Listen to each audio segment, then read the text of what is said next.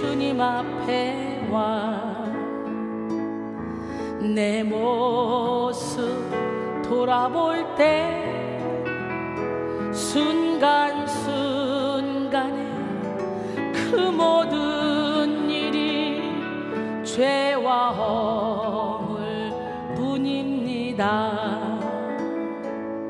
주님의 손과 발에 다시 못을 박던 이 죄인 빌라도의 병사보다 악하고 주한 몸이 주님 앞에 무릎 꿇고 용서를 빕니다. 겸손히 머리를 숙여 기도 드릴 때 순간순간에 행한 일들이 죄와 허물 뿐입니다. 주님의 그 허리에 다시 장을 댔던 이 죄인 빌라도의 군중보다 악하고 주한 몸이 우리 주님 그 앞에서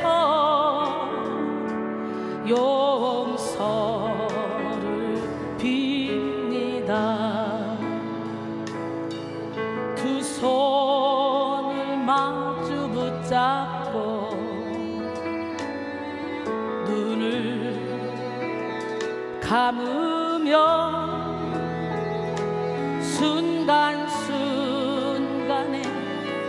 그 모든 일이 죄와 허물 뿐입니다. 주님의 그 옷자락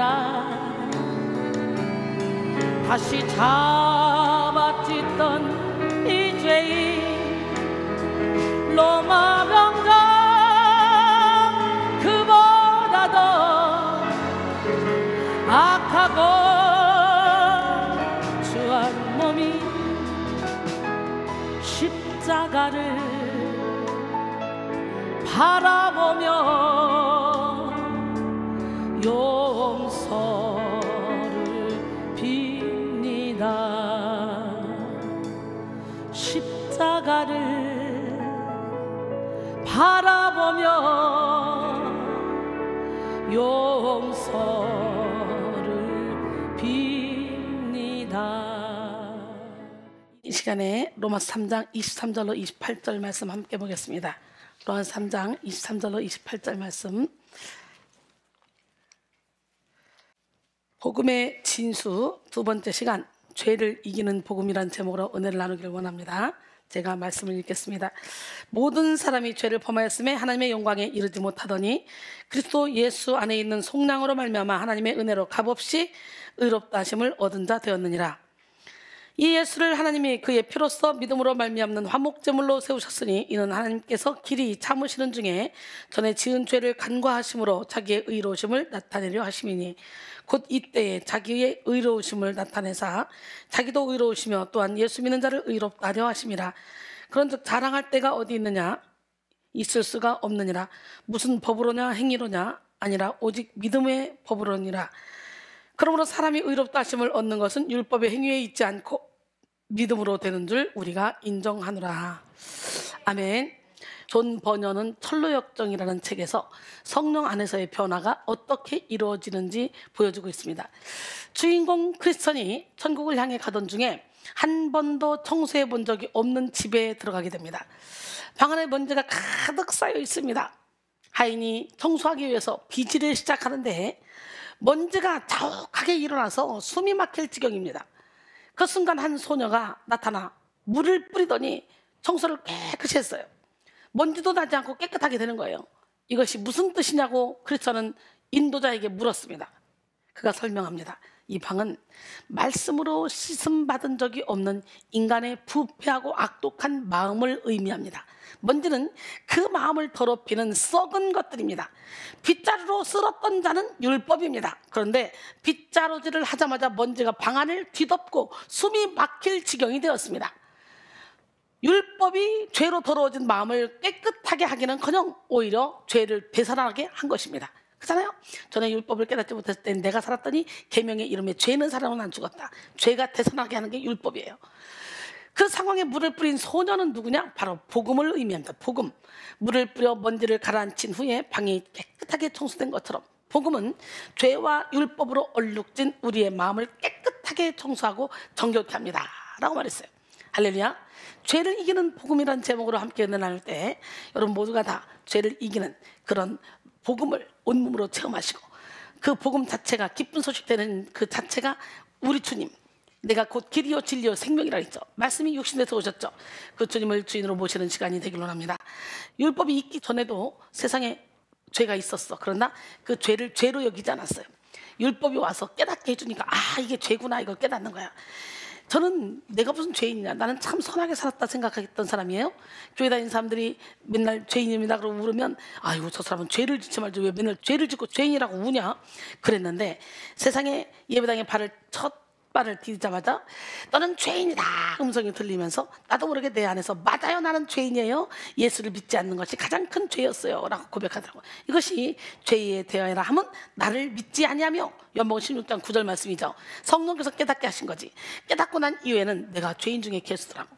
은혜를 받으면 받을수록 죄인 중에 계수더라고. 그래서 사도 바울처럼 모든 것을 배설물로 여기고 표대를 향해 달려오다 보니까 오늘 이렇게 멋진 작품이 돼서 여러분 앞에 서게 된 줄로 믿습니다.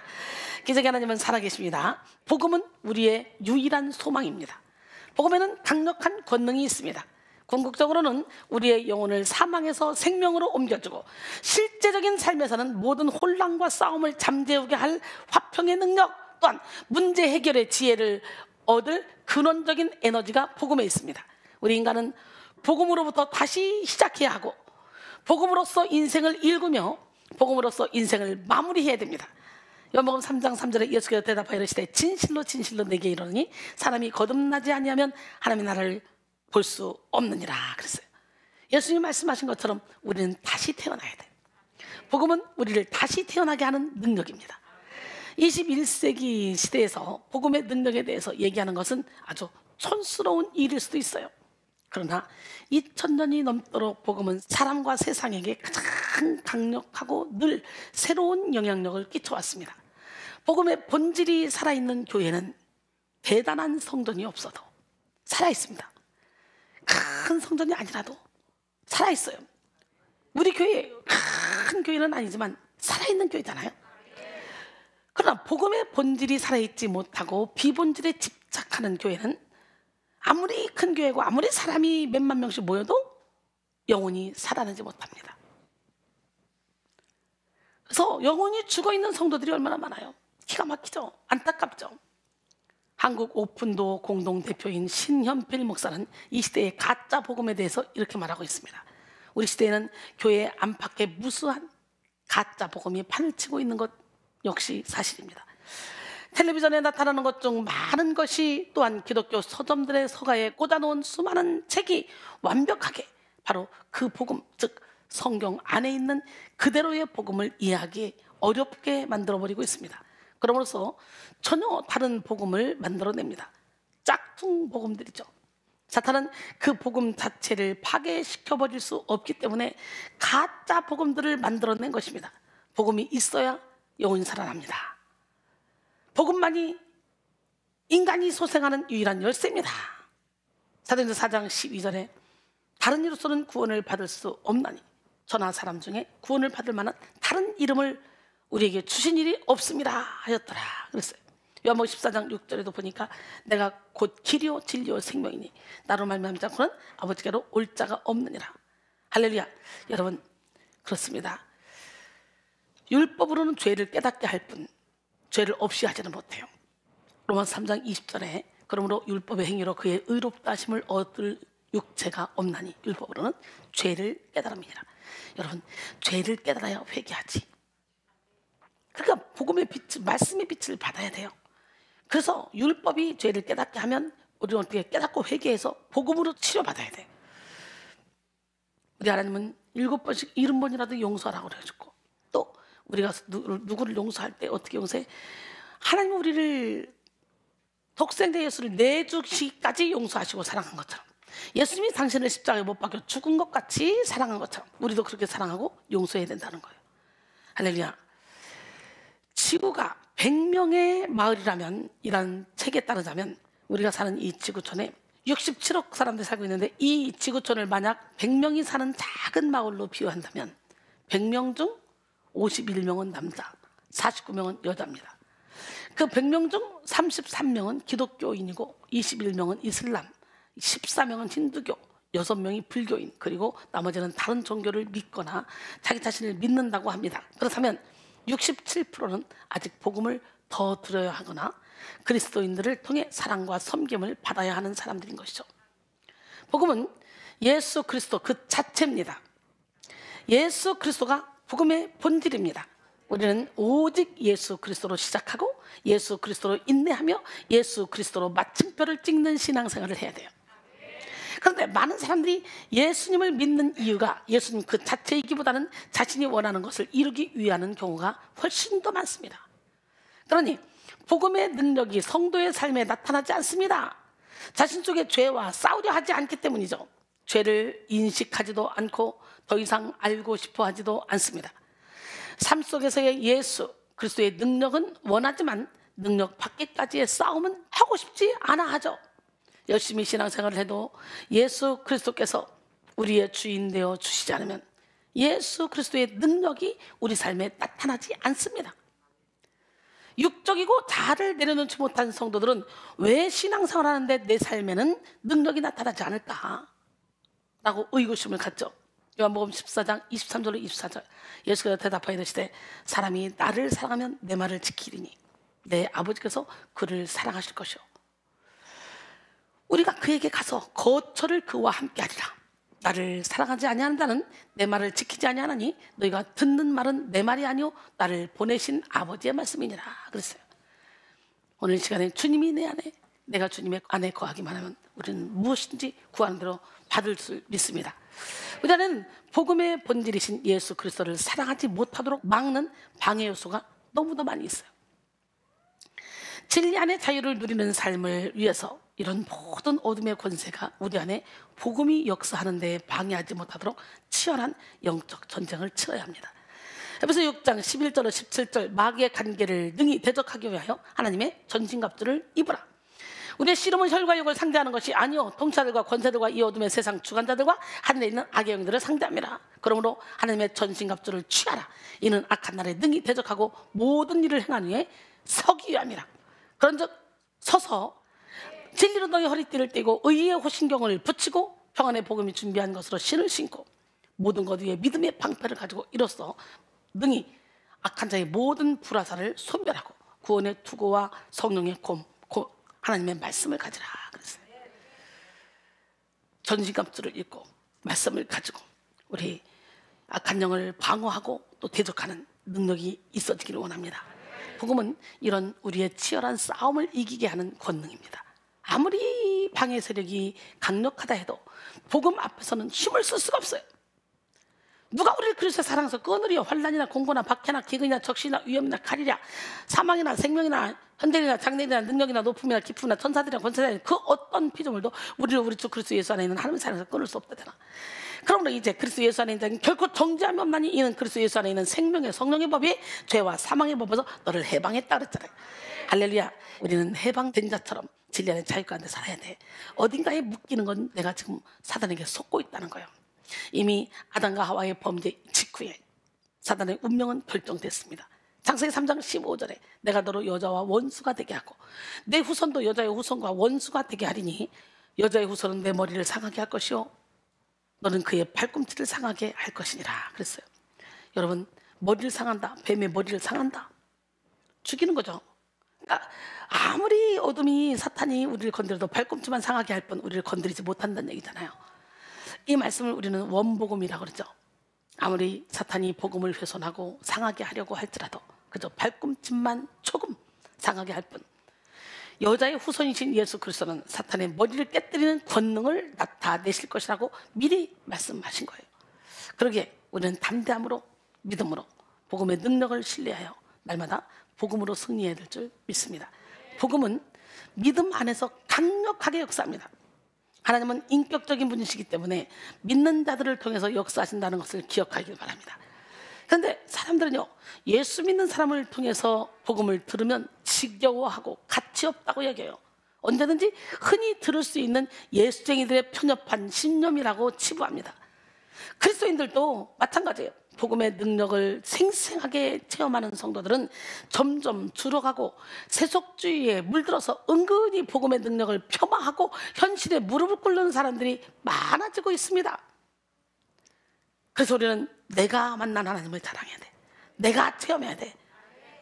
세속주의에 대해서 찰스 스펄전 목사는 1886년 런던 장막교회에서 행한 설교에서 교회가 세속주의의 이끼에 덮였다며 영국 교회의 세속주의를 걱정했습니다.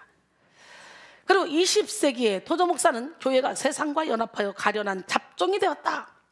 대부분의 신자들이 이도저도 아닌 회색지대에 살고 있다.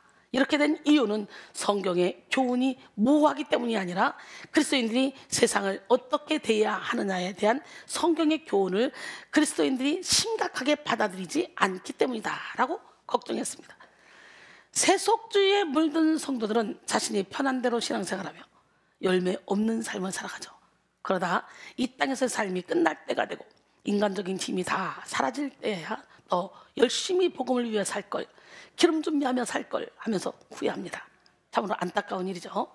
이 땅에서 사는 동안 깨어있지 않으면 우리는 죄와 싸움에서 이길 수 없습니다. 성경에서 깨어있으라 라는 말은 영어로 watch인데요, 이 watch로 번역되는데 이는 앞으로 일어날 일들에 대해서 준비하고 있으라는 말이에요. 마치 파수꾼이 성벽에 높이 올라 깨어서 주위 사면을 경계하는 것과 같죠. 그러므로 우리는 항상 깨어서 죄를 경계해야 될 줄 믿습니다. 죄의 계산법이 있어요. 더하기. 죄는 여러분의 문제를 더합니다. 죄의 방법을 쓰면 문제는 점점 더 얽히고 설키고 골치 아파져요. 죄를 졌을 때 그냥 회개하고 끝내야지 죄를 자꾸 숨기려고 도하다 보면, 거짓말하다 보면 한도 끝도 없이 불어납니다. 빼기. 죄는 여러분의 열정을 뺍니다. 죄가 깊어지면 깊어질수록 의욕은 없어지고 무기력해집니다. 여러분이 의욕이 없어져? 그렇다면 죄 짓고 있구나, 죄가 깊어가고 있구나, 빨리 회개해야 되겠구나, 그걸 깨달아야 돼요. 그 다음에 세 번째는 곱하기입니다. 죄는 그대의 아픔을 곱합니다. 죄된 생활이 마취제가 될 때가 있으나 깬 뒤의 아픔은 이전보다 더합니다. 나누기. 네 번째, 죄는 이웃을 나누고 가족을 분열시킵니다. 죄는 친구를 잃게 하고 결국 여러분이 영혼까지 갈기갈기 찢어버려요. 작은 구멍이 배를 침몰시킬 수 있는 것처럼 작은 죄라고 해서 내버려두면 한 인생의 생애를 침몰시킬 수 있다는 거 우리는 깨닫고 작은 죄도 방관해서는 안 돼요. 죄의 문제를 해결하지 못한다면 인간은 결코 참된 행복을 누릴 수 없습니다. 죄가 뿜어내는 불안과 두려움, 우울과 슬픔이 언제나 영혼의 숨을 막고 영혼을 짓누르기 때문이죠. 그러므로 오늘 우리는 하나님의 능력으로 죄의 문제를 해결받고 거룩한 영혼을 소유해야 합니다. 영원하고 참된 행복이 이루어지기 위한 필수 조건은 바로 거룩입니다. 거룩. 성도는 거룩한 삶을 회복할 때 행복할 수 있고요, 거룩한 삶을 회복할 때 기뻐할 수 있어요. 할렐루야. 거룩이란 히브리어로 카다시죠. 이 카다시의 의미는 자르다, 분리하다, 세상의 불순한 것들로부터 성별되고 분리되는 것을 의미합니다. 오늘 우리는 오직 복음의 능력을 깨달아 죄를 이기는 삶을 살아야 돼요. 신명기 10장 12절로 13절. 이스라엘아, 내 하나님 여호와께서 내게 요구하시는 것이 무엇이냐? 곧 내 하나님 여호와를 경외하여 그의 모든 도를 행하고 그를 사랑하며 마음을 다하고 뜻을 다하여 내 하나님 여호와를 섬기고 내가 오늘 내 행복을 위하여 내게 명하는 여호와의 명령과 규례를 지킬 것이 아니냐? 그랬어요. 사랑하는 성도 여러분, 오늘 이 시간에 복음을 통해 우리 삶에 실제적으로 역사하는 능력을 경험하시기를 바랍니다. 복음은 무엇보다도 죄에 대한 유일한 해결책입니다. 복음 그 자체가 되시는 예수님은 죄로 인해 역사하는 마귀의 일을 멸하시기 위해서 이 땅에 오셨어요. 요한일서 3장 8절에 죄를 짓는 자는 마귀에게 속하니 마귀는 처음부터 범죄합니다. 하나님의 아들이 나타나신 것은 마귀의 일을 멸하려 하심이라 그랬어요. 오직 복음만이 죄를 깨끗하게 도말할 수 있습니다. 오늘 본문에서는 인간의 영역에서는 결코 죄를 해결할 수 없다는 것을 명확하게 알게 하시고 오직 복음을 믿음으로 구원받을 수 있다고 말씀하고 있습니다. 본문을 통해서 죄를 이기는 복음의 은혜를 구체적으로 나누길 원합니다. 첫 번째로 인간의 수단과 방법으로는 결코 죄를 이길 수 없다는 거죠. 칼 메닌거는 죄는 도대체 어떻게 된 것인가 라는 책에서 죄라는 바로 그 단어는 지금은 사라져버린 듯하다. 이 단어 자체는 물론이고 그 개념조차도 사라져버렸다. 그 이유가 무엇인가? 이제는 누구도 죄를 짓지 않기 때문인가? 아니면 누구도 죄를 믿지 않기 때문인가? 라고 했어요. 죄를 인지하는 방법에는 세 가지 차원이 있습니다. 첫 번째는 도덕적인 차원. 양심에 거리끼는 일들을 죄라고 보는 거죠. 양심이 살아있는 사람은 도덕적으로 훌륭한 삶을 살 수 있습니다. 그러나 양심이라는 것이 사람마다 천차만별이에요. 도덕적인 차원에서는 죄를 느끼게끔 하지만 저마다 기준이 다를 수가 있다는 거죠. 두 번째는 법률적인 차원입니다. 법에 위배되는 것만을 죄라고 여기는 것이죠. 살인, 강도, 절도, 도둑질, 사기와 같은 그런 대표적인 범죄들이 있죠. 이것을 통해서만 죄를 인지하는 사람은 위법한 삶을 사는 사람만 죄인이라고 여길 수 있어요. 그 다음에 세 번째는 성경적 차원에서의 인지하는 죄입니다. 성경에서는 하나님의 뜻을 벗어난 것을 다 죄라고 규정하죠. 예를 들어 어떤 사람은 죄란 다른 사람을 죽이거나 다치게 하는 것이라고 말하죠. 다른 사람에게 실제로 물질적, 정신적 피해를 끼치는 것만 죄라고 생각합니다. 하지만 내 마음속에서 올라오는 미움과 분노와 시기는 남에게 직접적 피해를 끼치지 않았지만 하나님이 보시기에는 죄입니다. 살인죄요, 음욕만 품어도 음란죄로 하나님 보시기엔 죄예요. 로마서 3장 23절 오늘 본문이죠. 모든 사람이 죄를 범하였음에 하나님의 영광에 이르지 못하더니. 이 세상에 누구도 죄의 문제로부터 자유할 수 있는 사람은 없습니다. 헨리 스미스는 죄는 변명하면 죄가 하나 더 늘어난다 했는데요, 죄를 깨닫고 인정하며 자백할 수 있는 것이 가장 큰 하나님의 은혜입니다. 요한일서 1장 8절로 10절 만일 우리가 죄가 없다고 말하면 스스로 속이고 또 진리가 우리 속에 있지 않을 것이요 만일 우리가 우리 죄를 자백하면 그는 미쁘시고 의로우사 우리 죄를 사하시며 우리를 모든 불의에서 깨끗하게 하실 것이요 만일 우리가 범죄하지 아니하였다 하면 하나님을 거짓말하는 이로 만드는 것이니 또한 그의 말씀이 우리 속에 있지 아니하리라 그랬어요. 그런데 과학이 발전하고 지식이 증가하면서 인간은 점점 자기 스스로를 과신하게 되었습니다. 하나님을 제치고 자신이 모든 것을 결정하고자 하는 강력한 의지를 발휘하기 시작했어요. 그러면서 세 번째 성경적 차원의 죄라는 개념을 없애기 시작했어요. 하나님의 뜻을 거스르는 원죄를 가지고 태어난 인간은 본성적인 죄성을 가진 존재라는 이 개념을 삭제시키고 스스로 컨트롤할 수 있는 죄의 개념, 즉 도덕적 차원, 법률적 차원의 죄만 다루기 시작했습니다. 그러나 우리 스스로를 가만히 묵상해 보십시오. 우리 안에 거부할 수 없는 죄성을 인지할 수 있을 것입니다. 죄는 누가 가르쳐주지 않아도 본능적으로 내재되어 있고 힘들이지 않아도 순간순간 우리 밖으로 튀어나옵니다. 마음 7장 20절로 23절 또 이르되 사람에게서 나오는 그것이 사람을 더럽게 하느니라. 속에서 곧 사람의 마음에서 나오는 것은 악한 생각, 곧 음란, 도둑질, 살인, 간음, 탐욕, 악독, 속임, 음탕, 질투, 비방, 교만, 우매함이니 이 모든 악한 것이 다 속에서 나서 사람을 더럽게 하느니라 그랬어요. 그리고 거부할 수 없는 이 죄책감과 수치심은 바로 이 본능적인 죄성의 산물입니다. 이 수치심과 죄책감은 아무리 아름다운 행위로 덮어보려고 하고 극복해보려고 애써도 온전히 벗어날 수가 없습니다. 다만 가식의 옷을 입고 아닌 척하며 살아가는 것이죠. 오늘 우리는 가식의 옷을 벗어야 돼요. 가면을 벗어야 돼요. 겉과 속이 같은 사람이 돼야 돼요. 마지막 23장 25절로 28절 화 있을진저 외식하는 서기관들과 바리새인들이여, 잔과 대접의 것은 깨끗이 하되 그 안에는 탐욕과 방탕으로 가득하게 하는도다. 눈먼 바리새인이여, 너는 먼저 안을 깨끗하라. 그러면 겉도 깨끗하리라. 화 있을진저 외식하는 서기관들과 바리새인들이여, 회처럼과 같이 겉으로는 아름답게 보이나 그 안에는 죽은 사람의 뼈와 모든 더러운 것이 가득하도다. 이와 같이 너희도 겉으로는 사람에게 옳게 보이되 안으로는 외식과 불법이 가득하도다. 그리고 33절에 보니까 뱀들아, 독사의 새끼들아, 너희가 어떻게 지옥의 판결을 피하겠느냐 그랬어요. 옆 사람한테 인사할까요? 우리 겉과 속이 같은 사람이 됩시다.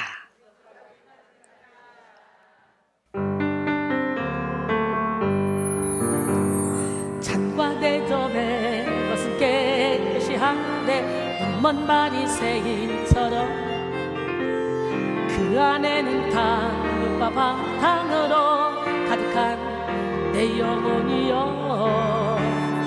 겉으로는 눈먼 바리새인처럼 백질한 무덤 같이 옳게 보이지만 안으로는 외식이 가득한 내 영혼이여, 너희는 먼저 안을 깨끗이 하라. 너희는 먼저 안을 깨끗이 하라. 말씀하신 주님의 명령대로 살기 원하네. 긍휼이 풍성한 내 주님이여, 사랑이 풍성한 내 주님이여, 너희는 먼저 안을 깨끗이 하라. 너희는 먼저 안을 깨끗이 하라. 말씀하신 주님의 명령대로 살기 원하네. 긍휼이 풍성한 내 주님이여, 사랑이 풍성한 내 주님이여, 내 안에 거하여 주인이 되어 예수답게 하옵소서. 내 안에 거하여 깨끗게 하사 열매 맺게 하옵소서. 내 안에 거하여 주인이 되어 예수답게 하옵소서. 내 안에 거하여 깨끗게 하사 열매 맺게 하옵소서. 열매 맺고 싶어요? 지금이 은혜 받을 때, 지금이 치료 받을 때, 지금이 능력 받을 때입니다. 여러분 안에 덕지덕지 붙어있는 이 어둠의 세력을, 육의 속성을 다 물리치시고 바로 지금 바로 은혜 받고 치료받고 위로받고 능력 받아서 주님의 뜻을 이루어드리는 기적의 주인공들이 되기를 원합니다.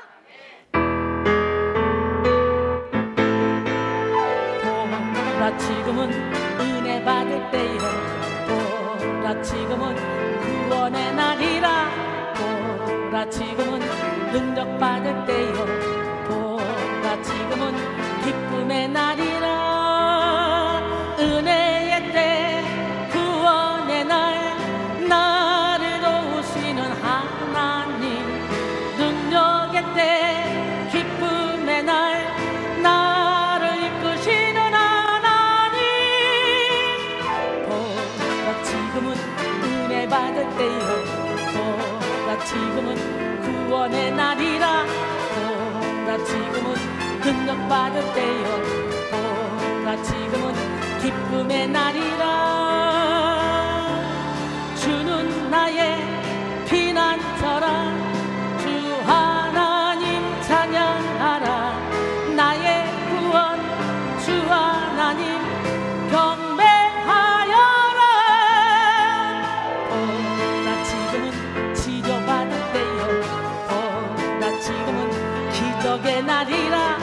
보라 지금은 위로받을 때요, 보라 지금은 평강의 날이라. 치료의 때, 기적의 날, 나를 고치시는 하나님. 위로의 때, 평강의 날, 나를 안으시는 하나님. 보라 지금은 치료받을 때요, 보라 지금은 기적의 날이라. 보라 지금은 위로받을 때요, 보라 지금은 평강의 날이라. 주는 나의 피난처라. 주 하나님 찬양하라. 나의 구원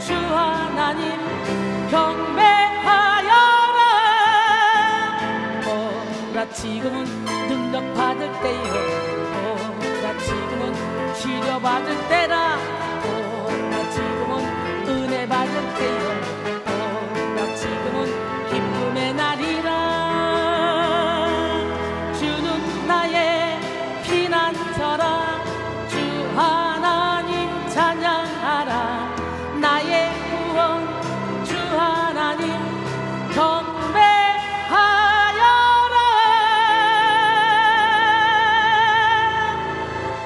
할렐루야. 예, 우리는 덕지덕지 붙은 가식의 옷을 다 벗고 우리 속에 깊이 내재되어 있는 죄성을 깨달아야 돼요. 죄를 인지하는 것은 머리로 하는 것이 아니라 영으로 하는 거예요. 어거스틴은 우리 육신의 눈이 만물을 보기 위해서는 빛이 필요합니다. 빛이 비치기만 하면 눈을 뜨고 모든 것을 다 볼 수 있습니다. 그러나 우리 마음의 눈은 우리 스스로 떴다 감았다 하지 못합니다. 마음의 눈은 성령이 오셔서 열어주셔야만 가능합니다. 이것을 조명이라고 합니다. 성령이 감동하셔서 열어주지 않으면 우리는 성경을 1000번을 읽어도 그 속에 있는 진리를 깨닫지 못합니다 라고 말했습니다. 그렇습니다. 오늘 성령의 조명으로 되어진 성경이기 때문에 성령의 충만함을 받고 말씀을 읽으면 말씀이 살아서 운동 있게 역사합니다. 성령의 충만함을 받지 못한 상태에서 말씀을 읽으면 그저 검은 것은 글씨요 하얀 것은 종이요 10번 읽어도 그걸 깨닫지 못해요. 오늘 성경을 보는 눈이 활짝 열리기를 원합니다. 우리는 죄를 깨닫게 하시는 성령의 조명하심을 구해야 됩니다. 물론 죄를 직면하는 일이 달가운 일은 아니에요. 그럼에도 불구하고 우리는 죄에 대해 뼈아프게 깨달아야 돼. 누구든지 죄성이 깨달아지는 순간 감당할 수 없는 고통과 비애를 처절하게 경험하게 됩니다. 죄가 깨달아지게 되면 마치 세상에서 가장 더러운 오물을 뒤집어 쓰고 있는 것처럼 당장 그 더러움을 씻고 해결하고자 몸부림을 치게 됩니다. 그 주인공이 누굽니까? 사도 바울이잖아요. 로마서 7장 9절에 전에 율법을 깨닫지 못했을 때는 내가 살았더니 계명의 이름에 죄는 살아나고 난 죽었다. 그리고는 20절 이하에 보니까 만일 내가 원하지 아니하는 그것을 하면 이것을 행하는 자는 내가 아니요 내 속에 거하는 죄니라. 그러므로 내가 한 법을 깨달았느니 곧 선을 행하기 원하는 나에게 악이 함께 있는 것이로다. 내 속사람으로는 하나님의 법을 즐거워하되 내 지체 속에서 한 다른 법이 내 마음의 법과 싸워 내 지체 속에는 죄의 법으로 나를 사로잡는 것을 보는도다. 오라 나는 곤고한 사람이로다. 이 사망의 몸에서 누가 나를 건져내랴. 그런 단식하잖아요. 여러분, 이 로마서 쓸 당시에는 사도 바울이 사역을 원활히 할 때입니다. 우리 배지 목사가 훈련 받으면서 나랑 같이 신대원 공부하면서 사역을 하면서 죽어라 깨져라 무너져라 했는데 결국은 그렇게 하면서도 7년 만에 진짜 죽어야 되겠다라고 깨달았다잖아요. 그런 것처럼 사도 바울도 열심히 사역을 열심히 감당할 때 로마서 이걸 쓴 거야. 그러니까 사역을 막 하던 중에 말씀의 빛을 세게 받고 죄가 막 살아난 걸 느끼며 자기 안에 두 가지 법이 있다는 걸 깨달은 거야. 어떤 사람은 교회 다니는데 예수 믿는데 뭘 그 속에 죄가 있다고 축사를 하냐? 축기 사역은 미친 사람만 하는 거지? 막 이런 분들 계신데 그러면 사도 바울이 미쳤어? 자기 안에 두 가지 법이 있대잖아. 두 가지 법이. 자꾸 죄의 법으로 자기가 끌려간대잖아. 자기 힘으로 어쩔 수 없대잖아. 탄식하잖아요. 그러니까 철저히 자기 자신에 대해서 절망하고 하나님께 소망을 둬서 예수 안에 있는 자 결코 정죄함이 없다고 이렇게 고백하고 있잖아. 죄는 영혼을 아프게 하는 원흉입니다. 환자가 자신이 아프다는 것을 인지해야 병원을 성실하게 다니는 것처럼 죄가 이렇게 깨달아져야만 하나님을 붙들게 되는 거죠. 다윗은 밧세바와 간음을 하고 충신 우리아를 살인교사했을 때 전혀 죄인 줄을 깨닫지 못하다가 나단 선지자를 통해서 철저히 깨닫고 불현듯 깨달은 죄로 인해 고통의 나날을 보냈습니다. 다윗은 시편 51편을 통해 자기 죄를 공개 자백하며 하나님의 용서를 구했어요. 시편 51편 1절로 12절 하나님이여 주의 인자를 따라 내게 은혜를 베푸시며 주의 많은 긍휼을 따라 내 죄악을 지워주소서. 나의 죄악을 맑게 씻으시며 나의 죄를 깨끗이 제하소서. 물은 나는 내 죄가를 아오니 내 죄가 항상 내 앞에 있나이다. 내가 주께만 범죄하여 주의 목전에 악을 행하였사오니 주께서 말씀하실 때 의로우시다 하고 주께서 심판하실 때 순전하시다 하리이다. 내가 죄악 중에서 출생하였으며 어머니가 죄 중에서 나를 잉태하셨나이다. 보소서 주께서는 중심이 진실함을 원하시오니 내게 지혜를 은밀히 가르치시리이다. 우슬초로 나를 정결하게 하소서. 내가 정하리이다. 나의 죄를 씻어주소서. 내가 눈보다 희리이다. 내게 즐겁고 기쁜 소리를 들려주시사 주께서 꺾으신 뼈들도 즐거워하게 하소서. 주의 얼굴을 내 죄에서 돌이키시고 내 모든 죄악을 지워주소서. 하나님이여, 내 속에 정한 마음을 창조하시고 내 안에 정직한 영을 새롭게 하소서. 나를 주 앞에서 쫓아내지 마시며 주의 성령을 내게서 거두지 마소서. 주의 구원의 즐거움을 내게 회복시켜 주시고 자원하는 심령을 주사 나를 붙드소서. 할렐루야. 밧세바를 범한 후에 이렇게 자백하는 거예요. 그리고 다윗은 밧세바의 범죄를 회개한 후에 시편 32편을 통해 또 죄를 용서받은 행복에 대해서 노래했습니다. 시편 32편 1절로 7절, 허물의 사함을 받고 자신의 죄가 가려진 자는 복이 있도다. 마음에 간사함이 없고 여호와께 정죄를 당하지 아니하는 자는 복이 있도다. 내가 입을 열지 아니할 때 종일 신음함으로 내 뼈가 쇠하였도다. 주의 손이 주야로 나를 누르시오니 내 진액이 빠져서 여름 가뭄에 마름같이 되었나이다. 내가 이르기를 내 허물을 여호와께 자복하리라 하고 주께 내 죄를 아뢰고 내 죄악을 숨기지 아니하였더니 곧 주께서 내 죄악을 사하셨나이다. 이로 말미암아 모든 경건한 자는 주를 만날 기회를 얻어서 주께 기도할지라. 진실로 홍수가 범람할지라도 그에게 미치지 못하리이다. 주는 나의 은신처이오니 환난에서 나를 보호하시고 구원의 노래로 나를 두르시리이다. 그랬어요. 할렐루야. 죄를 깨닫는 순간 인간은 한계를 느낍니다. 결코 자신으로서는 이 죄를 해결할 수 없다는 한계를 느끼게 되는 거예요. 그래서 우리 하나님이 죄를 깨닫게 하려고 또 인간의 한계선상까지 우리를 밀어넣는 이유는 우리가 두 손 들고 하나님 앞에 오게 하려고, 하나님만 바라보게 하려고. 고린도서 1장 8절로 9절, 형제들아 우리가 아시아 세상은 환난을 너희가 모르기를 원하지 아니하노니 힘에 걷도록 심한 고난을 당하여 살 소망까지 끊어주고 우리는 마치 우리 자신이 사형 선고를 받은 줄 알았으니 이는 우리로 자기를 의지하지 말고 오직 죽은 자를 다시 살리시는 하나님만 의지하게 하십니다. 할렐루야. 이 한계를 하나님만 의지해야 돼. 이 한계를 느끼는 것이 하나님의 은혜야. 죄는 인간을 교만하게 만들어서 하나님 없이도 살아갈 수 있다고 착각하게 만듭니다. 그러나 죄의 실체가 드러나는 순간 죄를 해결하기에는 한참 모자란 자신을 보고 절망하게 되죠. 오늘 본문 23절에서 모든 사람이 죄를 범하였음에 라는 말에서 모든 사람이라는 말은요 원어로 판테스인데요 인류 전체를 포괄하는 말이에요. 이 판테스라는 말에서 제외될 수 있는 사람은 단 한 사람도 없습니다. 죄를 범하였음에는 헤마르톤인데요 관역에서 벗어났다는 뜻의 하마르티아에 변형된 단어입니다. 바울은 인간이 하나님이 정하신 의도에서 모두 벗어났다는 이야기로서 죄를 표현하고 있습니다. 죄의 시초는 잘 아시다시피 아담과 하와의 범죄 사건 때부터죠. 그들로부터 발생된 이 죄의 근본은 꼬리에 꼬리를 물어서 모든 인류에게 단 한 사람도 남김없이 전이되었어요. 아무리 벗어나려고 해도 근본이 부패되어 있기 때문에 결코 스스로 벗어날 수가 없습니다. 특히 바울은 모든 사람의 영적, 도덕적 상태가 기준에 미치지 못할 때 이 단어를 사용했어요. 모든 사람이 하나님의 종교적 법과 도덕적 법을 어겼다는 것이죠. 바울은 인간이 자신들을 지으신 하나님의 의도에서 벗어나 그분과의 교제가 단절된 것을 죄로 규정하고 그 결과 절망적인 상태에 이르게 되었음을 밝혔습니다. 모든 인간은 아담과 하와의 범죄 이후에 죄의 사슬에 얽혔습니다. 로마서 5장 12절 13절 그러므로 한 사람으로 말미암아 죄가 세상에 들어오고 죄로 말미암아 사망이 들어왔나니 이와 같이 모든 사람이 죄를 지었으므로 사망이 모든 사람에게 이르렀느니라. 죄가 율법 있기 전에도 세상에 있었으나 율법이 없었을 때는 죄를 죄로 여기지 않았다는 거지. 오늘 우리는 죄를 깨달을 수 있는 은혜를 받아야 돼. 고요히 주님 앞에와 여러분의 모습을 바라보며 예수님의 손과 발에 다시 못을 박지 않았는지, 예수님의 옆구리에 다시 창을 대지 않았는지, 예수님의 옷자락을 다시 잡아 찢진 않았는지 여러분 자신을 돌아보며 회개하는 시간을 갖기를 원합니다.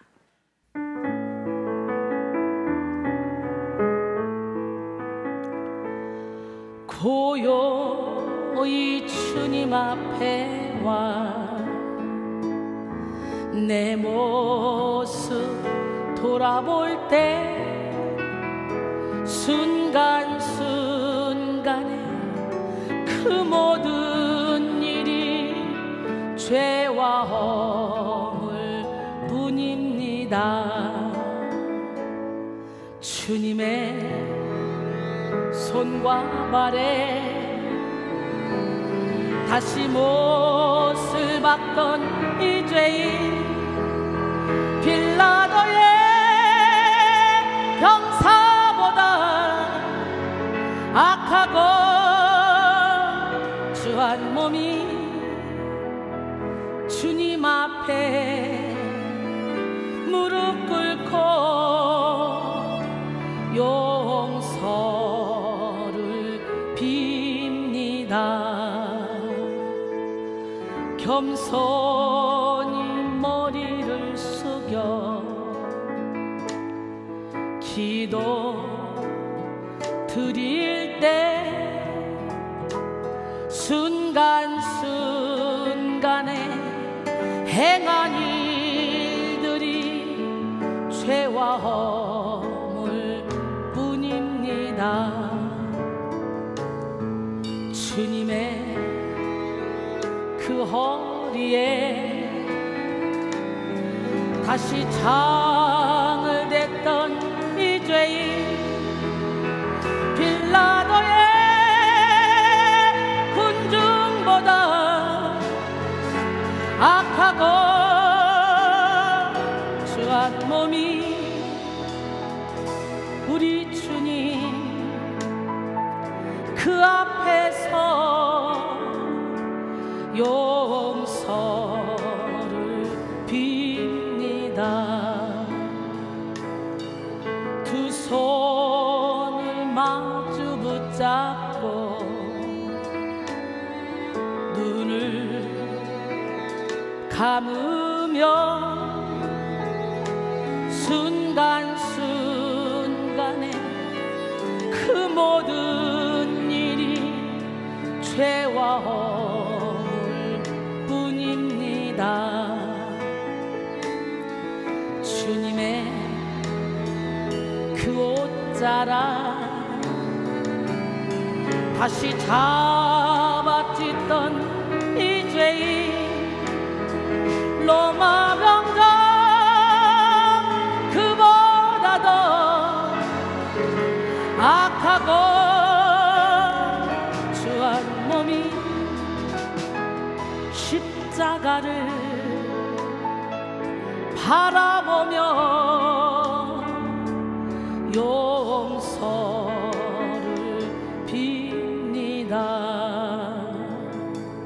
십자가를 바라보며 용서를 빕니다.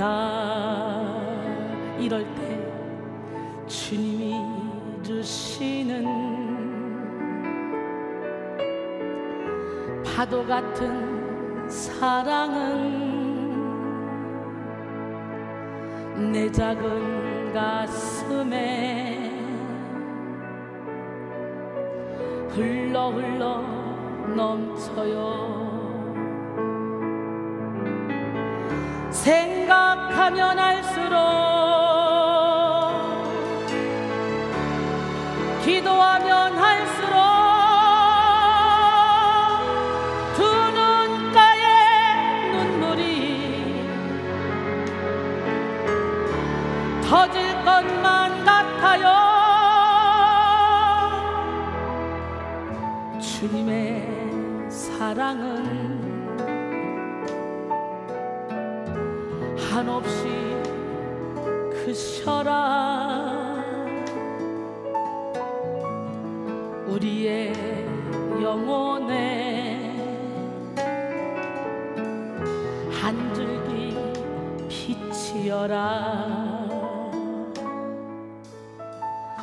주님이 주시는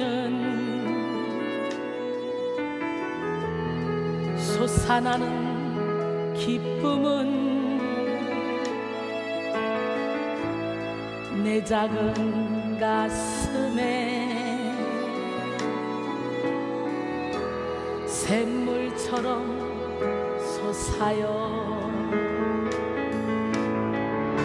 생각하면 할수록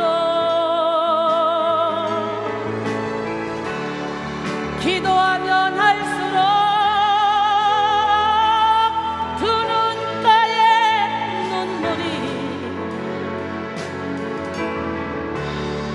터질 것만 같아요. 주님의 기쁨은 끝없이 새로워 우리의 삶 속에 영원한 향기여라. 주님이 주시는 하늘나라 평화는 내 작은 가슴에 깊이 깊이 흘러요. 생각하면 할수록 기도하면 할수록 두 눈가에 눈물이 터질 것만 같아요. 주님의 평안은 놀랍고 놀라워 우리의 마음에 빛나는 보석이라.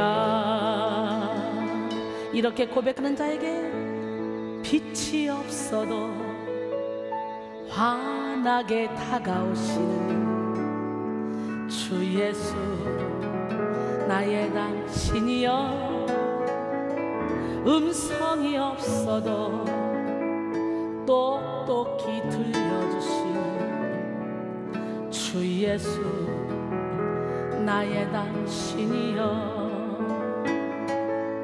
나는 있어도 당신이 곁에 없으면 나는 언제나 없습니다. 나는 없어도 당신이 곁에 계시면 나는 언제나 있습니다. 당신이 계심으로 나도 있고 당신의 노래가 머물러 나는 부를 수 있어요. 주여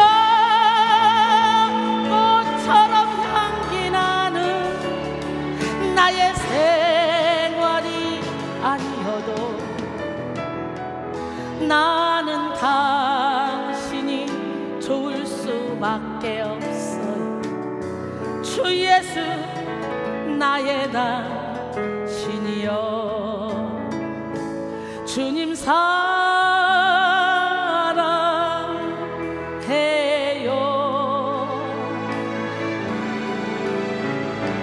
사랑해요.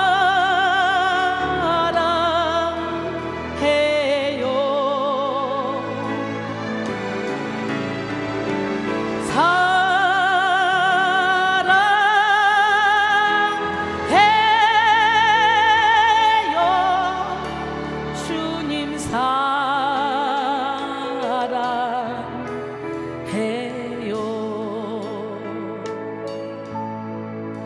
주님 찬양해요.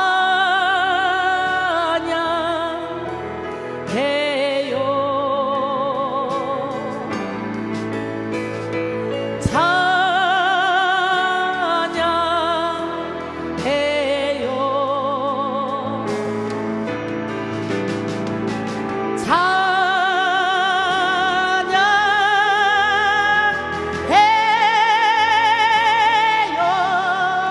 주님 찬양해요.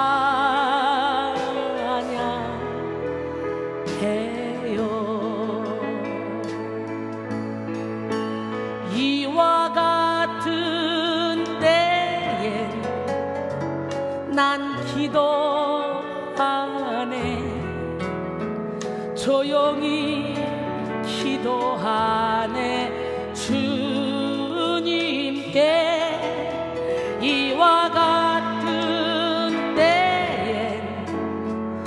손 높이 드네 손 높이 드네 주님께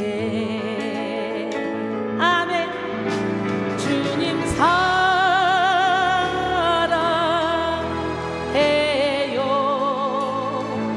사랑합니다. 주님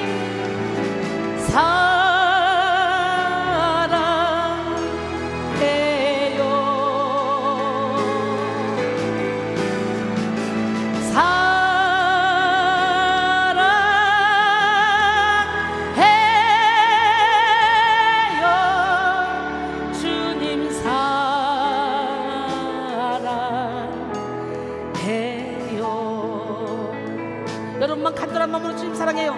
주님 나를 사랑한 자들이 나의 사랑을 입으며 나를 간절히 찾는 자들이 나를 만나리라 말씀했어요. 오늘 간절한 마음으로 나의 영혼에게 주님을 찬양합니다. 주님을 의지합니다.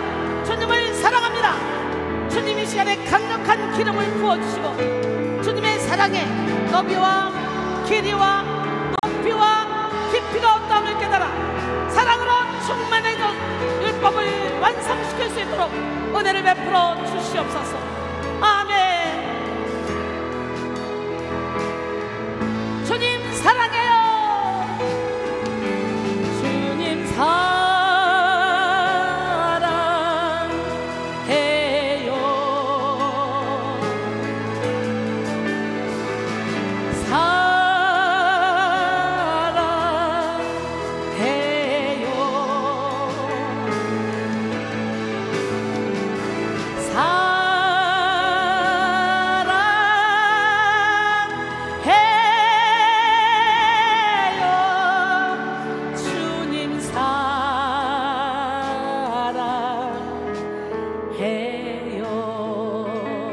이렇게 고백하는 자에게 사랑을 너에게 주노라. 세상이 줄 수 없는 세상이 알 수도 없는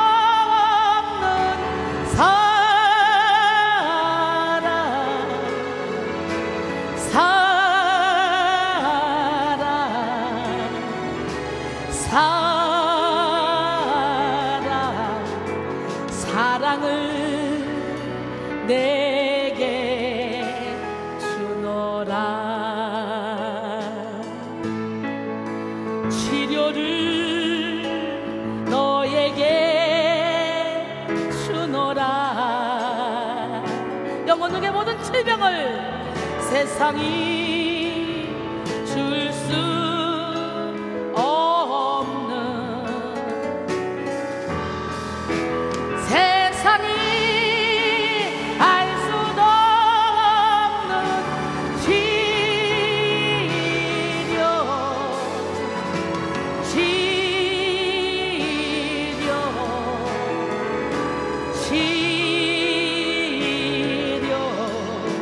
치료를 내게 주노라. 능력을 너에게 주노라. 세상이 줄 수 없는 세상이 알 수도 없는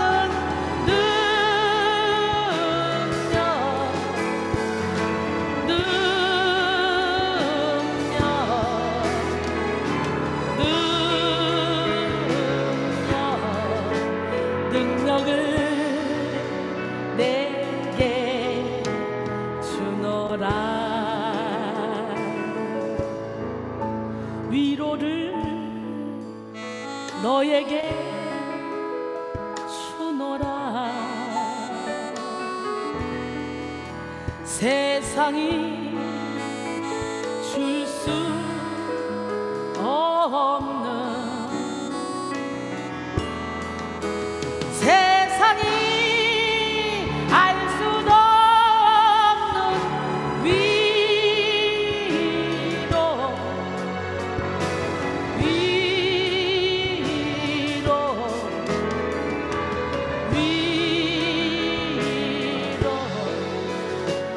위로를 내게 주노라. 평안을 너에게 주노라. 세상이 줄 수 없는, 세상이 알 수도 없는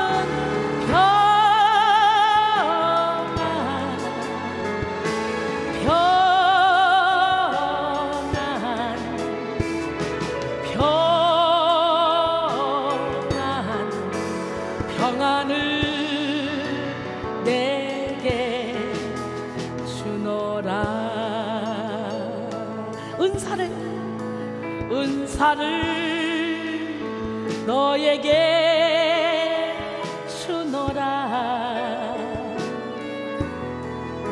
세상이 줄 수 없는,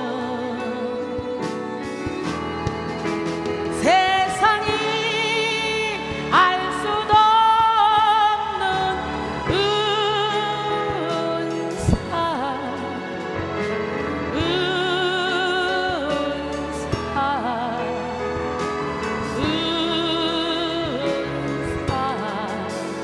은사를 내게 주노라.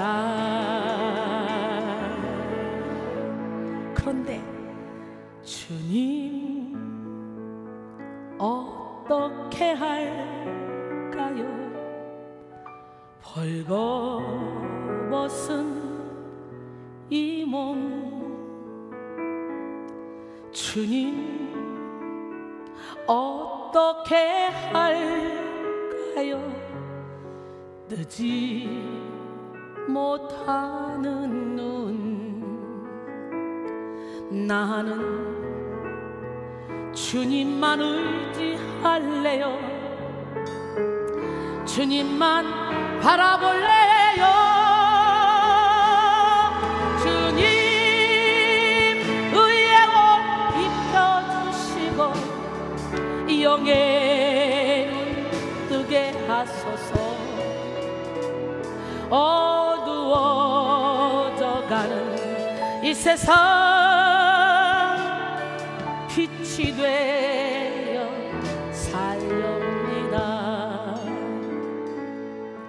주님 어떻게 할까요? 베풀지 못하는 손, 주님 어떻게 할까요? 걷지 못하는 발, 나는 주님만 의지할래요. 주님만 바라볼래요. 주님 주 사랑 베풀게 하시고 생명길 걷게 하소서. 썩어져가는 이 세상 소금 되어 살렵니다. 주님 어떻게 할까요? 듣지 못하는 귀, 주님 어떻게 할까요? 말하지 못하는 이, 나는 주님만 의지할래요. 주님만 바라볼래요. 주님 주 말씀 듣게 하시고 진리를 말하게 하소서. 진리가 내가 메마른 이 세상 주의 복음 전하렵니다. 주의 복음 전하렵니다.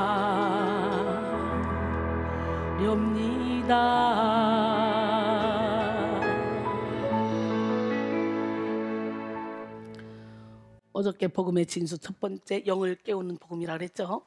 영이 깨어나야 되는 거예요. 그래야 하나님이 예비하신 걸 볼 수 있는 거예요. 하나님이 사랑하는 자들을 예비하신 모든 걸 눈으로 보지 못하고 귀로도 듣지 못하고 사람의 마음으로도 생각하지 못하였던 것 같으나 성령이 하나님의 깊음까지 통달하신다고 고린도서 2장 9절로 10절 말씀하시죠. 그러니까 우리 하나님은 우리에게 은혜 주시기 원하고 평강 주시기 원하고 기쁨 주시기 원하고 기적을 일으켜 주시려고 대기하고 계셔. 주길 원하셔. 이미 주셨어. 근데 문제는 우리가 영의 눈이 닫혀서 못 받는 거야. 헤매는 거야. 그냥 오늘 활짝 영의 눈이 띄어서 하나님의 예비신 모든 축복을 받아 누리는 우리 모두가 되길 원해요. 영적으로 눈을 뜨길 원합니다. 하나님은 우리를 사랑하셔서 그 죄의 사슬을 끊어내고자 예수님을 이 땅에 보내셨습니다. 사람은 예수님의 보혈로 죄에서 벗어날 수 있게 되었는데요, 아무리 선하게 살고 의롭게 사는 사람이라 할지라도 자신의 힘으로는 죄의 연결을 끊어낼 수가 없어. 왜냐하면 죄의 속성을 가진 육체의 옷을 입고 있기 때문에 육신의 옷을 벗을 때까지는 장담할 수 없어. 이순이도 언제 어떤 죄를 지을지 나도 몰라. 여러분이 저를 위해 기도해 줘야 돼요. 항상 이렇게 어린아이 같은 심령으로 영혼 사랑하는 일에 올인하게 해달라고, 내 세상 때 묻지 않게 해달라고 항상 여러분 저를 위해 기도해 주셔야 돼요. 예, 우리 인간은 누구도 장담할 수 없어요. 여러분, 주님의 뜻이 이루어지도록 나를 통해 하나님께 나 자신을 내어드리는 여러분 모두가 되기를 원합니다. 예, 하나님의 영광에 이르지 못하더니 라고 했죠.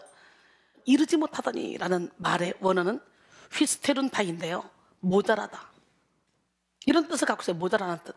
분명히 인간은 하나님의 형상대로 지음받은 축복받은 피조물이지만 죄로 인해 하나님이 주신 영광, 권리와 축복을 한참 누리지 못하는 모자란 존재가 되었다는 거죠. 그렇습니다. 인간적인 기준에서 아무리 대단히 성스러운 인물이라 할지라도 죄의 문제를 제대로 해결하지 못하면 결코 하나님의 영광 가운데서 누리는 삶을 살 수가 없어요. 문제는 이런 치명적인 죄의 문제를 잘 깨달으면 좋겠지만 죄의 아주 결정적인 특성이 하나님을 싫어하게 만드는 것이기 때문에 사람들은 일평생 방황하기도 합니다. 오늘 깨닫는 은혜가 있기를 원해요. 로마서 1장 28절로 32절 보니까 또한 그들이 마음에 하나님 두기를 싫어하며 하나님께서 그들을 그 상실한 마음대로 내버려 두사 합당하지 못한 일을 하게 하셨으니 곧 모든 불의, 추악, 탐욕, 악의가 가득한 자요, 시기, 살인, 분쟁, 사기, 악독이 가득한 자요, 수근수근하는 자요, 비방하는 자요, 하나님께서 미워하시는 자요, 능력하는 자요, 교만한 자요, 자랑하는 자요, 악을 도모하는 자요, 부모를 거역하는 자요, 우매한 자요, 배약하는 자요, 무정한 자요, 무자비한 자라. 그들이 이 같은 일을 행하는 자는 사형에 해당한다고 하나님께서 정하심을 알고도 자기들만 행할 뿐만 아니라 또한 그런 일을 행하는 자들을 옳다 하느니라. 참으로 안타깝죠? 죄의 본질은 교만이기 때문에 죄에 묶인 인간은 하나님을 따르기 싫어하는 거예요. 하나님을 무시하고 죄를 짓고도 그런 일이 옳다고 생각까지 합니다. 옳다는 생각까지. 인생을 어떻게 살아가느냐에 따라 죽음 이후에 우리의 삶이 결정됩니다. 세상 사람들도 낭비하는 것은 싫어하죠. 자신이 소비하는 모든 것들이 값지고 의미 있게 쓰여지길 원하잖아요. 알찬 인생을 살기 원하잖아요. 그러나 어떤 것들이 자신의 인생을 낭비하는지 알면서도 이겨낼 의지가 약한 경우가 많잖아. 이렇게 살면 내 인생 낭비하는 건데, 가정 파괴되는 건데, 이렇게 되면 내 인생 파괴되는데 아는데도 의지가 약해서 끌려다니잖아. 행복한 아침 편지에서는요, 내 인생을 낭비하게 하는 7가지를 소개하겠습니다. 7가지. TV 시청, 유튜브 관람, 인터넷 서핑, 습관적인 간식 먹기 등 하지 말아야 할 일에 너무 많은 시간을 쓰고, 2번째, 힘들다, 못 해먹겠다, 아유 힘들어서 못 해먹겠다, 이런 말을 입에 늘 담고 불평이 많습니다. 3번째, 더 이상 배우려 하지 않고 마음의 양식을 섭취하지 않습니다. 4번째, 자신에 대해 부정적인 말을 하고 부정적인 에너지를 분출합니다. 5번째, 열정이 없습니다. 6번째, 미래를 계획하지 않습니다. 7번째, 자신의 발전에 도움이 되지 않는 사람들과 너무 많은 시간을 보냅니다. 우리가 이미 알고 있는 것들이지만 알찬 인생을 살아내기란 쉽지 않아요. 그렇게 세월과 에너지와 가장 중요한 영혼을 낭비해버리는 거죠. 탈무드에는요, 죄는 처음에는 거미줄처럼 가늘다. 그러나 마지막에는 배를 잇는 밧줄처럼 강하게 된다 그랬어요. 죄는 처음에는 손님이다. 그러나 그대로 두면 손님이 그 주인이 되어버린다라고 했어요. 또 죄는 처음에는 여자처럼 약하나 내버려두면 남자처럼 강하게 된다 라고 했어요. 이처럼 우리의 영혼과 삶을 치명적으로 파괴시키는 죄의 문제를 우리는 심각하게 다뤄야 돼요. 하나님께서 싫어하는 옛 7가지가 있어요. 잠언 6장 16절로 19절 한번 여러분 자신을 살펴보세요. 여호와께서 싫어하시는 것, 여호와께서 미워하시는 것, 곧 그의 마음에 싫어하시는 것이 옛 7가지니 곧 교만한 눈과 거짓된 혀와 무죄한 자의 피를 흘리는 손과 악한 계교를 깨하는 마음과 빨리 악으로 달려가는 발과 거짓을 말하는 망령된 증인과 및 형제 사이를 이간하는 자니라. 어때요? 여러분에게 몇 가지씩 있어요 이거? 오늘 있다면 예수님으로 빨리빨리 몰아내세요. 여호와께서 싫어하는 거예요. 신학자 폴 슈나이더는 뇌성마비 환자였습니다. 아무것도 아닌 걷는 것, 먹는 것, 옷 갈아입는 것 등 일상적인 일도 그에게는 결코 쉬운 일이 아니었습니다. 그러나 그는 자신의 생활에 최선을 다했고 한탄하거나 불평하지 않았습니다. 이런 그에게서 암이 추가로 발견됐어요. 하지만 그 순간에도 그는 내 몸의 결함은 잠시의 고통일 뿐이다 라고 고백했으며 하나님을 원망하지 않았습니다. 한 번은 그가 자신을 두고 이렇게 말했어요. 지금 내가 가지고 있는 결함은 뇌성마비, 암, 죄성 이 3가지다. 그것을 5단계 등급으로 매기면 뇌성마비는 1에서 3, 암은 4, 그리고 죄성은 5라고 할 수 있다 라고 했어요. 그는 죄성을 암이나 뇌성마비보다 더 큰 결함으로 여겼다는 거예요. 그는 영혼의 문제가 육체의 문제보다 더 중요하다고 믿었기 때문에. 여러분의 영혼의 상태는 어떻습니까? 영혼의 문제는 일시적인 타격을 주는 것이 아닙니다. 영혼을 결정짓는 절대적인 문제입니다. 짐 엘리엇은 영원한 것을 얻기 위해 영원하지 않는 것을 포기하는 것을 어리석다 하지 말라고 했습니다. 또한 신학자 허브 밀러 박사는 기독교인들은 평균 6,000번 설교를 듣고 18,000번 기도를 드리고 12만 번 찬송을 부르는데 정말 예수 그리스도가 인류의 유일한 소망이라는 것을 믿는 자는 극히 드물다라고 했습니다. 죄는 그 영원한 위험성을 가리기 위해서 교묘하게 당장 우리에게 즐거움, 쾌락, 안일함, 편안함을 제공해 줍니다. 오늘 이 시간에 죄를 이길 수 있는 복음의 능력을 알아보는 영의 눈이 활짝 띄어지기 바랍니다. 우리 영혼의 소망은 오직 예수 그리스도를 통한 복음뿐입니다. 물론 예수님의 십자가 사건 때 우리의 과거, 현재, 미래의 죄 모두가 다 대속받았습니다. 그러나 그리스도인들도 이 사실에 대해서 100% 자유로운 사람은 그리 흔치 않습니다. 그래서 우리는 날마다 예수님과 함께 죽고 다시 살아나야 돼요. 고린도전서 15장 31절에 형제들아 내가 그리스도 예수 우리 주 안에서 가진 바 너희에 대한 나의 자랑을 두고 단언하노니 나는 날마다 죽노라. 할렐루야. 복음의 능력으로 날마다 죄를 이기는 사람은 아무리 죄가 많았던 사람이라 할지라도 하나님 앞에서의 삶을 사는 사람이 되는 거예요. 그러나 별로 죄를 안 짓는 것 같은 사람이라 할지라도 복음의 능력으로 은밀한 죄를 다스리지 않으면 위선적인 사람이 되는 거예요. 하나님 보시기에 아름다운 사람은 인격적으로 대단한 사람들이 아니라 복음을 생명같이 붙들고 살아가는 사람들이야. 정신이 아픈 것이 다른 것이 아니에요. 자신의 한계를 깨닫지 못하는 거예요. 이것이 정신이 아픈 거예요. 자만하는 것이 정신이 아픈 거예요. 영혼이 아프고 정신이 아픈 거예요. 깨닫지 못하는 거, 자신의 한계를 깨닫는 은혜가 있어지길 원해요. 그렇게 해서 어떻게 돼요? 죽어야 돼. 깨져야 돼. 부서져야 돼. 오랜만에 한번 날마다 죽어라 찬양 한번 해볼까요? 죽읍시다. 우리 이제 가야 할 그 길은 천국 가기 위하여 가는 길. 나를 위해 죽으신 예수님 때문에 구원받기 위하여 가는 길. 날마다 죽어라, 날마다 죽어라, 죽어라. 나를 위해 죽으신 예수님 때문에 날마다 죽어라, 죽어라. 이제 가야 할 그 길은 은혜 받기 위하여 가는 길. 나를 위해 죽으신 예수님 때문에 십자가에 못 박고 가는 길 날마다 전하라 날마다 전하라 전하라 나를 구원하신 예수님 때문에 날마다 전하라 전하라 진짜 날마다 춥고 날마다 전하기를 원하십니까? 아멘.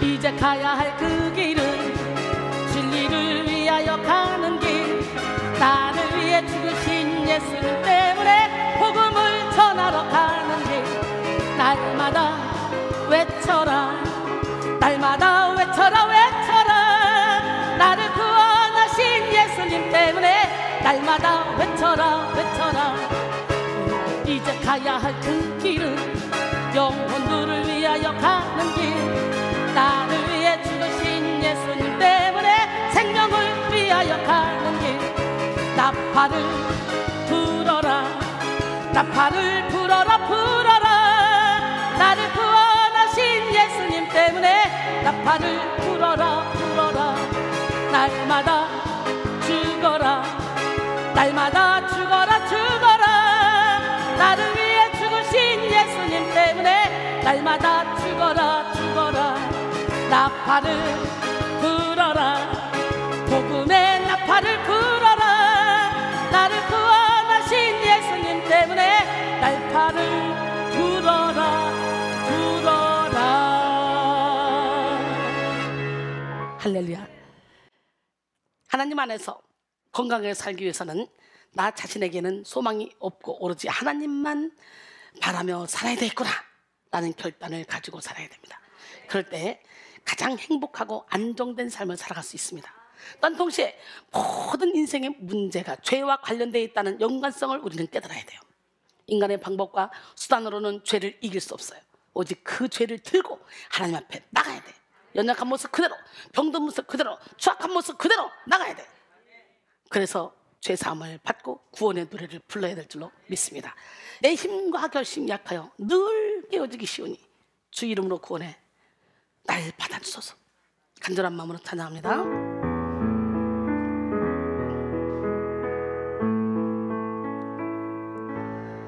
내 힘과 결심 약하여 늘 깨어지기 쉬우니 주 이름으로 구원해 날 받으옵소서. 내 모습 이대로 주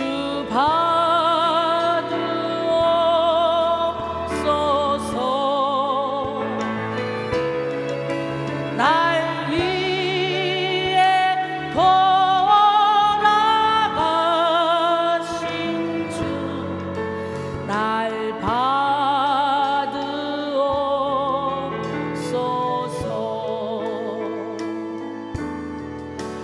큰 죄에 빠져 영주를 날 위해 피 흘렸으니 주 형상대로 비두사 날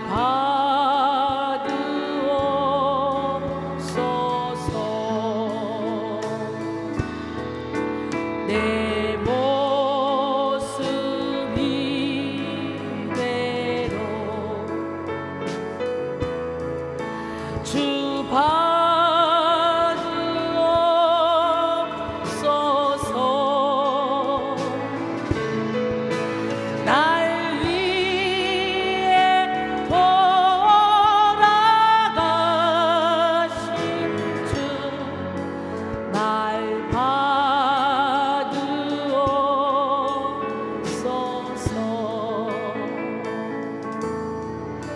내 주님 서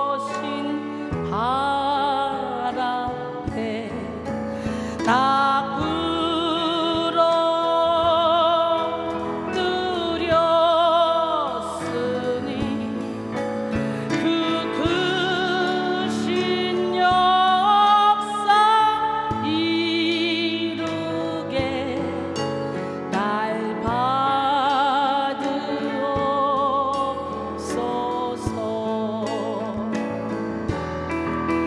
내 모습 이대로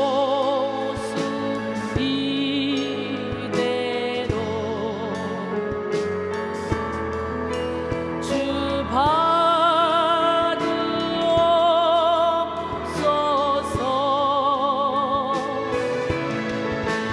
날 위해 돌아가신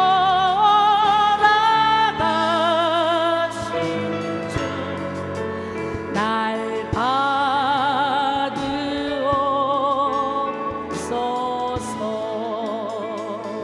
내 모습 이대로 내 모습 이대로 병든 모습 이대로 연약한 모습 이대로 추악한 모습 이대로 주님 나를 받아주시옵소서.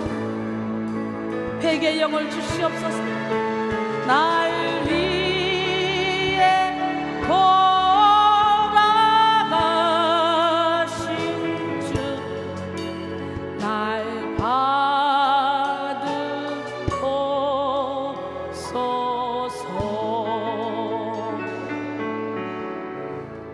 아멘. 이전에 여러분이 어떤 삶이었든 관계없어요. 죄책감에 매이지 마시고 있는 모습 그대로 주님 앞에 오셔서 여기서 해결 받으시고, 이전 것은 지나갔으니 보라 새 것이 되었다. 새로운 피조물 낳게 어깨 펴고 당당하게 멋지게 살아가기를 원합니다. 죄를 이기는 복음은 값없이 하나님의 의롭다심을 얻게 했습니다. 이탈리아의 작가 지오반니 파피니는 본래 철저한 무신론자였어요. 어느 날 그가 무서운 병에 걸렸습니다. 그 소식을 들은 어떤 사람이 믿음이 독실한 그의 어머니에게 인육을 먹여보라 그랬어요. 그의 어머니는 칼로 자기의 허벅지 살을 잘라서 잘 요리해서 아들에게 먹였습니다. 고기를 먹고 병이 차츰 낫기 시작하자 그는 그 고기를 다시 한번 먹기를 원했습니다. 그래서 어머니는 아들 몰래 자기 살을 베려다가 그만 동맥을 잘라 정신을 잃고 말았어요. 외출해서 돌아온 그는 이 충격적인 광경을 보고 오열하기 시작했습니다. 어머니, 지난번에 먹은 고기도 어머니의 살이었군요. 어머니는 아들의 울부짖는 소리를 듣고 간신히 정신을 차렸습니다. 그리고는 마지막으로 이렇게 당부했습니다. 나는 죄 많은 몸으로 너를 구했지만 예수님은 죄 없는 몸으로 우리를 위해 살을 찢기시고 피 흘리셨단다. 그러니 너는 반드시 예수님을 믿어야 한다. 그 후 그는 그리스도의 이야기, 떡과 포도주 등 기독교적인 작품을 발표했으며 남은 삶을 복음 전파에 힘쓰며 살았습니다. 로마서 3장 24절로 26절, 그리스도 예수 안에 있는 속량으로 말미암아 하나님의 은혜로 값없이 의롭다 하심을 얻은 자 되었느니라. 이 예수를 하나님이 그의 피로써 믿음으로 말미암는 화목제물로 세우셨으니 이는 하나님께서 길이 참으시는 중에 전에 지은 죄를 간과하심으로 자기의 의로우심을 나타내려 하심이라. 곧 이때 자기의 의로우심을 나타내사 자기도 의로우시며 또한 예수 믿는 자를 의롭다 하려 하심이라. 할렐루야. 고대 근동사회에서는 속량이라는 제도가 있었습니다. 다른 대가를 치르고 종이나 노예가 자유를 얻는 제도인데요, 우리는 이 복음을 그리스도의 속량하심으로 얻게 되었어요. 본문 24절에서 그리스도 예수 안에 있는 속량이라는 말은 아폴리트로시스인데요, 이것은 인간이 매여있던 죄의 결박에서 완전히 해방시켰다는 뜻을 가지고 있습니다. 이를 위해서 예수님 자신이 대속 제물이 되시고 인간을 자유케 하셨습니다. 디모데전서 2장 6절 보니까 그가 모든 사람을 위하여 자기를 대속물로 주셨으니 기약이 이르러 주신 증거니라 그랬어요. 우리는 이 은혜를 값 없이 받았습니다.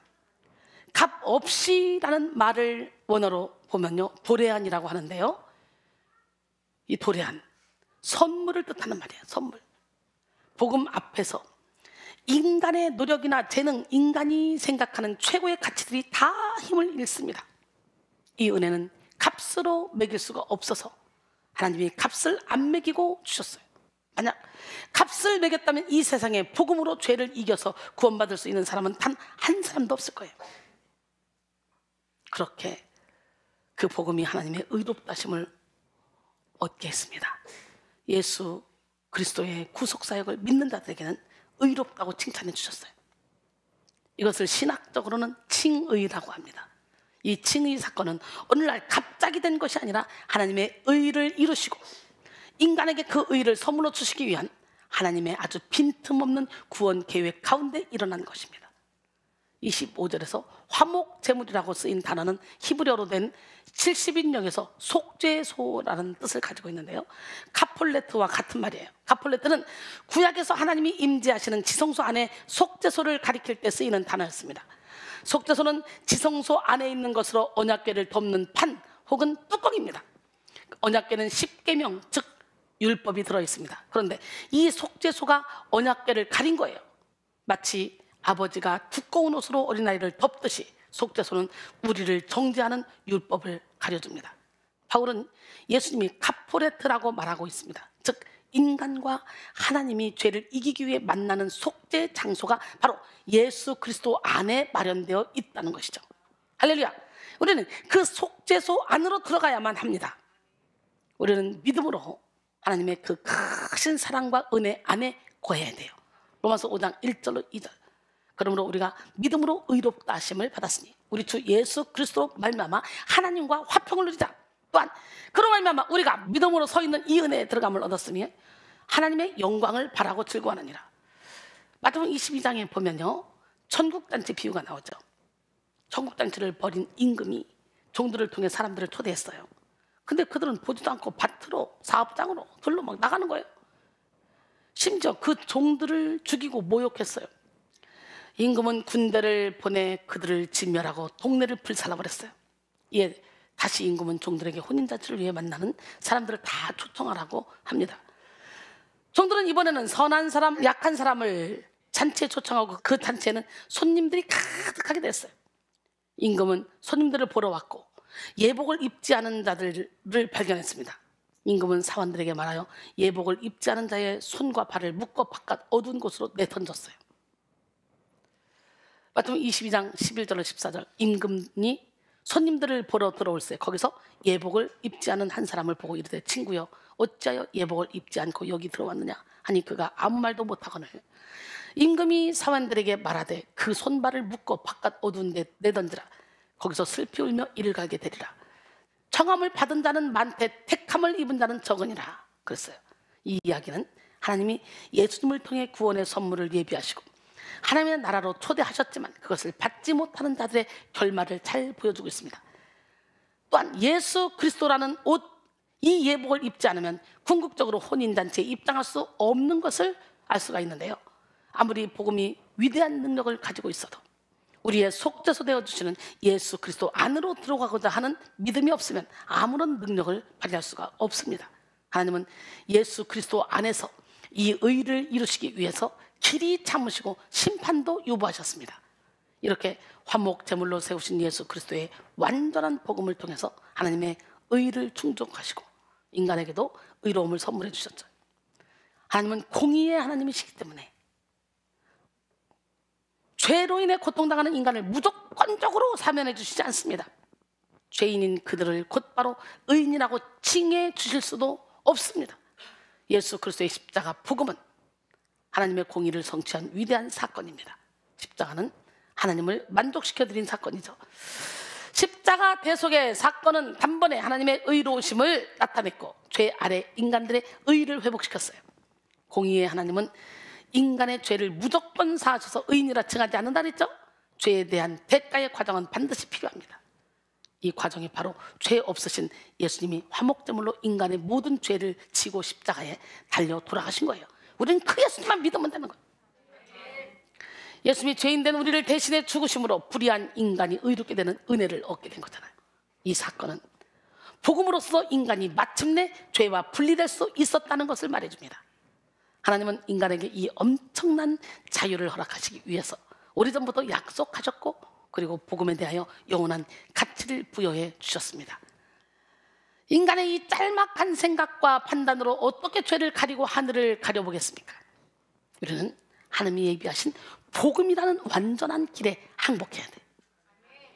의롭다는 말은 원어로 디카이온타인데요, 지속적인 동작의 의미를 가지고 있습니다.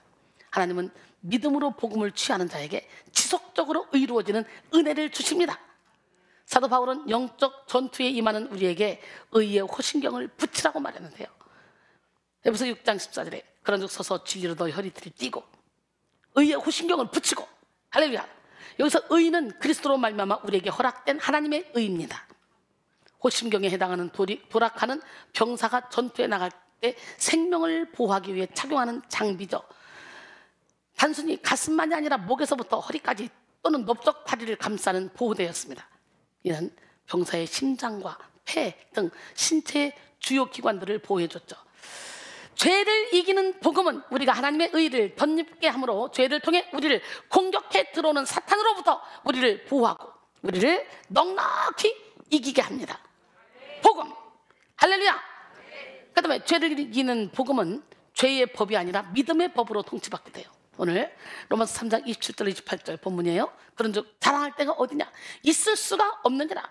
무슨 법으로냐? 행위로냐? 아니라 오직 믿음의 법으로니라. 그러므로 사람이 의롭다 하심을 얻는 것은 율법의 행위에 있지 않고 믿음으로 되는 줄 우리가 인정하노라. 할렐루야. 바울은 27절을 통해 구원과 관련하여 사람이 자신에게 영광을 돌리는 문제를 강력히 경계하고 있습니다. 바울은 먼저 인간이 의롭게 된 것은 무슨 다른 원리나 행위가 아니라 오직 믿음의 법에 의한 것이므로 자랑할 것이 전혀 없음을 말하는 거예요. 여기서 믿음의 법은 행위의 반대 개념으로서 하나님께로부터 은혜로 받는 선물입니다. 그러나 죄는 하나님의 은혜를 느끼지 못하도록 우리 영혼을 마비시킵니다. 이 마비는 고통을 견디기 위한 마비가 아니라 하나님과의 불통으로 인한 마비이며 마침내 영원한 형벌로 인도하는 마비입니다. 우리는 죄의 한 부분이라도 묶여있는 한 그 부분은 마비되어 있다는 것을 깨달아야 돼요. 영적 마비는 가장 무서운 병입니다. 사람들은 아픔을 느끼는 것을 무서워하지만 아픔을 느끼지 못하는 것이 더 심각한 병이잖아요. 무감각해지고 마비가 되면 몸에 화상을 입어도 몸의 한 지체가 크게 다쳐도 떨어져 나가도 느끼지 못해.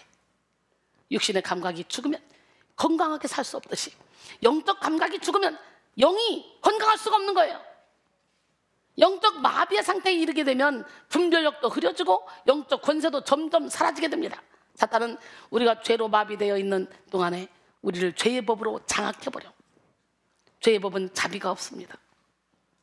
그 마지막에는 절대적인 절망이 기다리고 있습니다. 그러나 믿음의 법에는 하나님의 자비가 있습니다. 토마스 브룩스는 하나님은 믿음을 우리에게 요구하시지만 그 요구를 이룰 수 있도록 우리에게 자비를 베푸신다. 하나님은 우리에게 조건을 요구하시지만 동시에 그 조건을 우리 안에 친히 이루어 가신다. 이것이 바로 하나님의 자비의 선물이다 라고 했습니다. 로마서 6장 23절에 죄의 싹은 사망이요 하나님의 은사는 그리스도 예수 우리 주 안에 있는 영생이니라 그랬어요.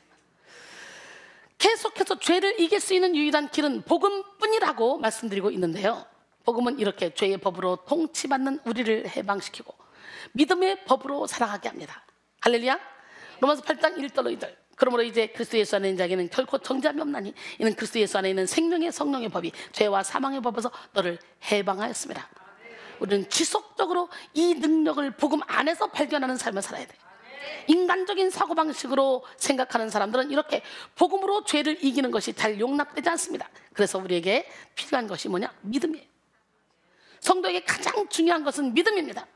성도라 할지라도 언제든지 넘어질 수 있는 가능성을 가지고 있기 때문에 믿음으로 다시 일어서고 또 다시 복음을 붙드는 것이 중요합니다. 믿음이 연약한 사람들은 죄의 법과 논리에 현혹되어 다시금 죄의 짐을 질 수 있기 때문에 우리는 날마다 믿음이 성장할 수 있도록 달려가야 돼요. 고린도전서 9장 24절로 25절. 운동장에서 다름질하는 자들이 다 달릴지라도 오직 상을 받는 사람은 한 사람인 줄을 너희가 알지 못하느냐? 너희도 상을 받도록 이와 같이 다름질하라 했어요. 이기기를 다투는 자마다 모든 일에 절제하나니 그들은 썩을 승자의 관을 얻고자 하되 우리는 썩지 아니할 것을 얻고자 하노라.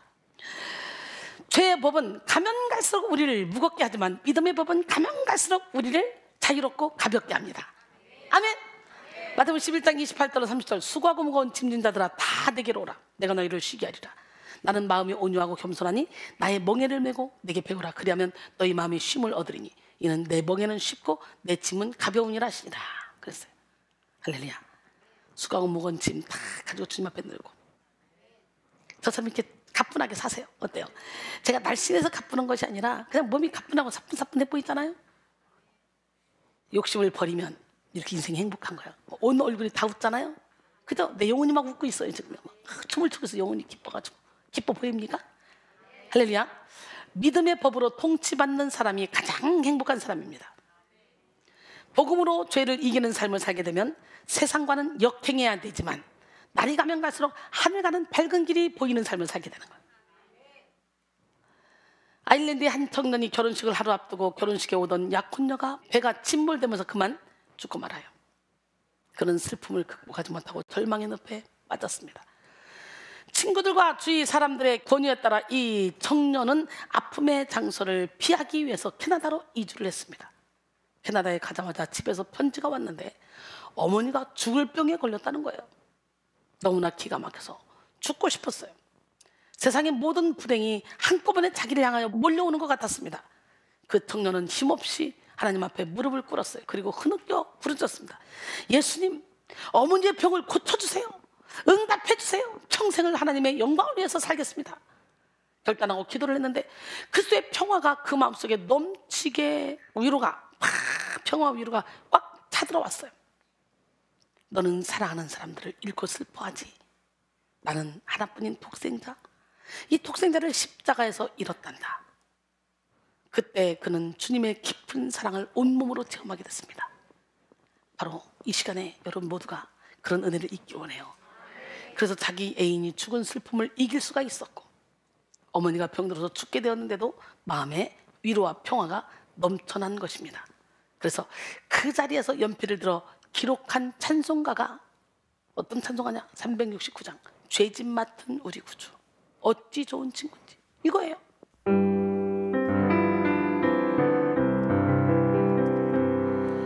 죄짐 맡은 우리 구주 어찌 좋은 친구인지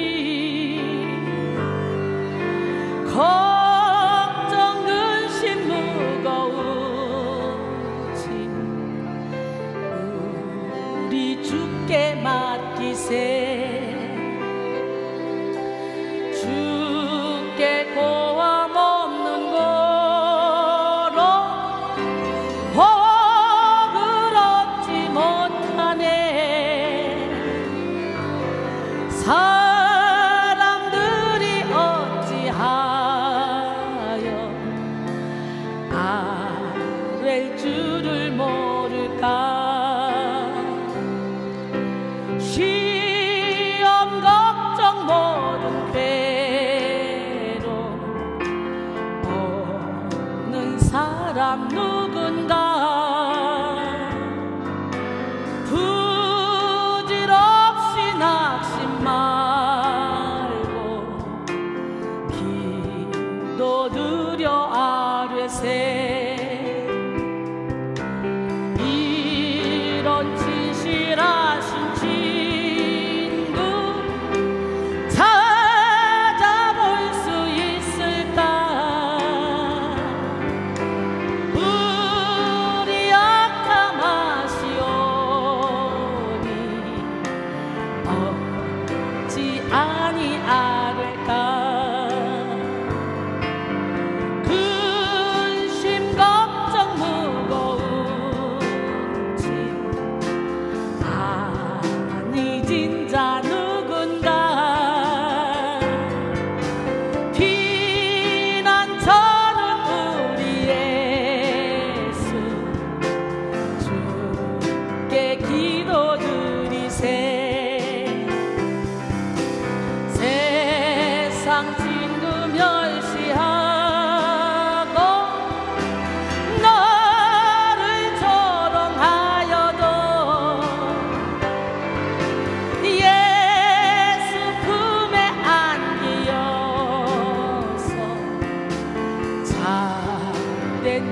위로받겠네.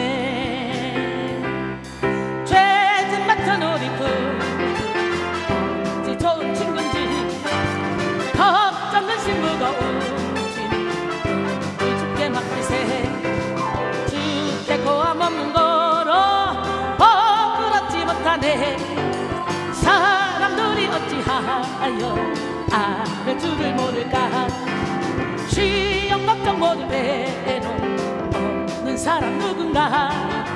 부질없이 낙심 말고 믿어드려 아래세. 이런 진실하신 친구 찾아볼 수 있을까. 우리 약함하시오니 어찌 아니하랄까. 근심 걱정 무거운지 아니 진짜 누군가. 비난처는 우리 예수 주께 기도 드리세. 세상 친구 멸시하고 너를 조롱하여도 예수 품에 안기어서 참된 위로받겠네. 사람을 보며 세상을 볼 때 만족함이 없었네. 나의 하나님 그분을 뵐 때 나는 만족하겠네. 저기 빛나는 태양을 보라. 또 저기 서 있는 산을 보아라. 천지 지으신 우리 여호와 나를 사랑하시니 나의 하나님 한 분만으로 나는 만족하겠네. 동남풍아 불어라. 서북풍아 너도 불어라. 가시밭에 백합화 예수 향기 날리니 할렐루야 아멘. 가시밭에 백합화 예수 향기 날리니 할렐루야 아멘. 사람을 보며 세상을 볼 때 만족함이 없었네. 나의 하나님 그분을 뵐 때 나는 만족하겠네.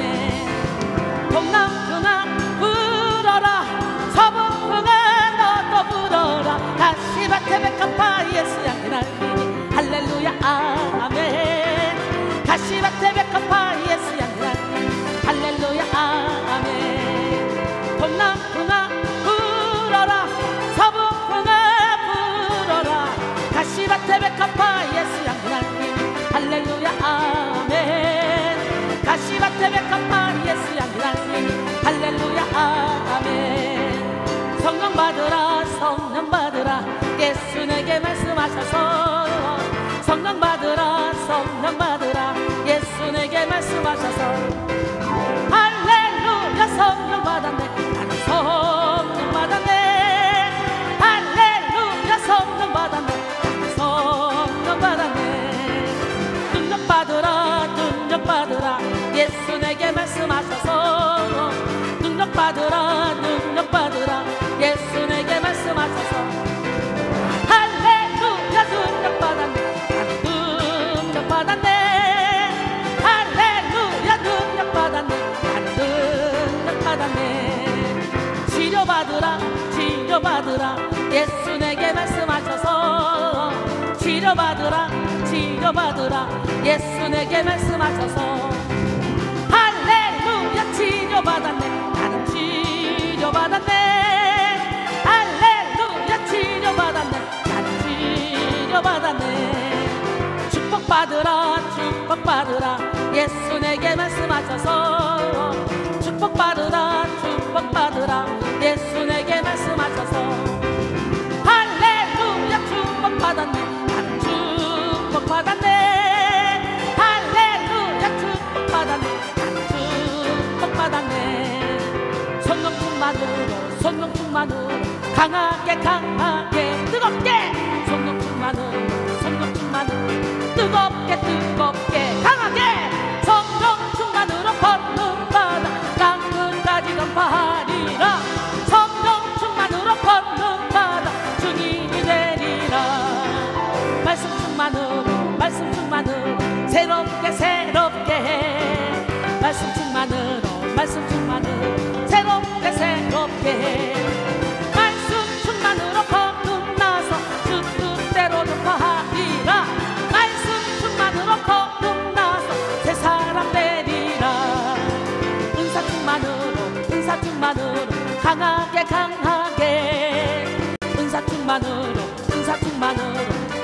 강하게 강하게 은사 충만으로 채워도 죄악 세상 이겨나가리 은사 충만으로 채워도 이 세상 이기리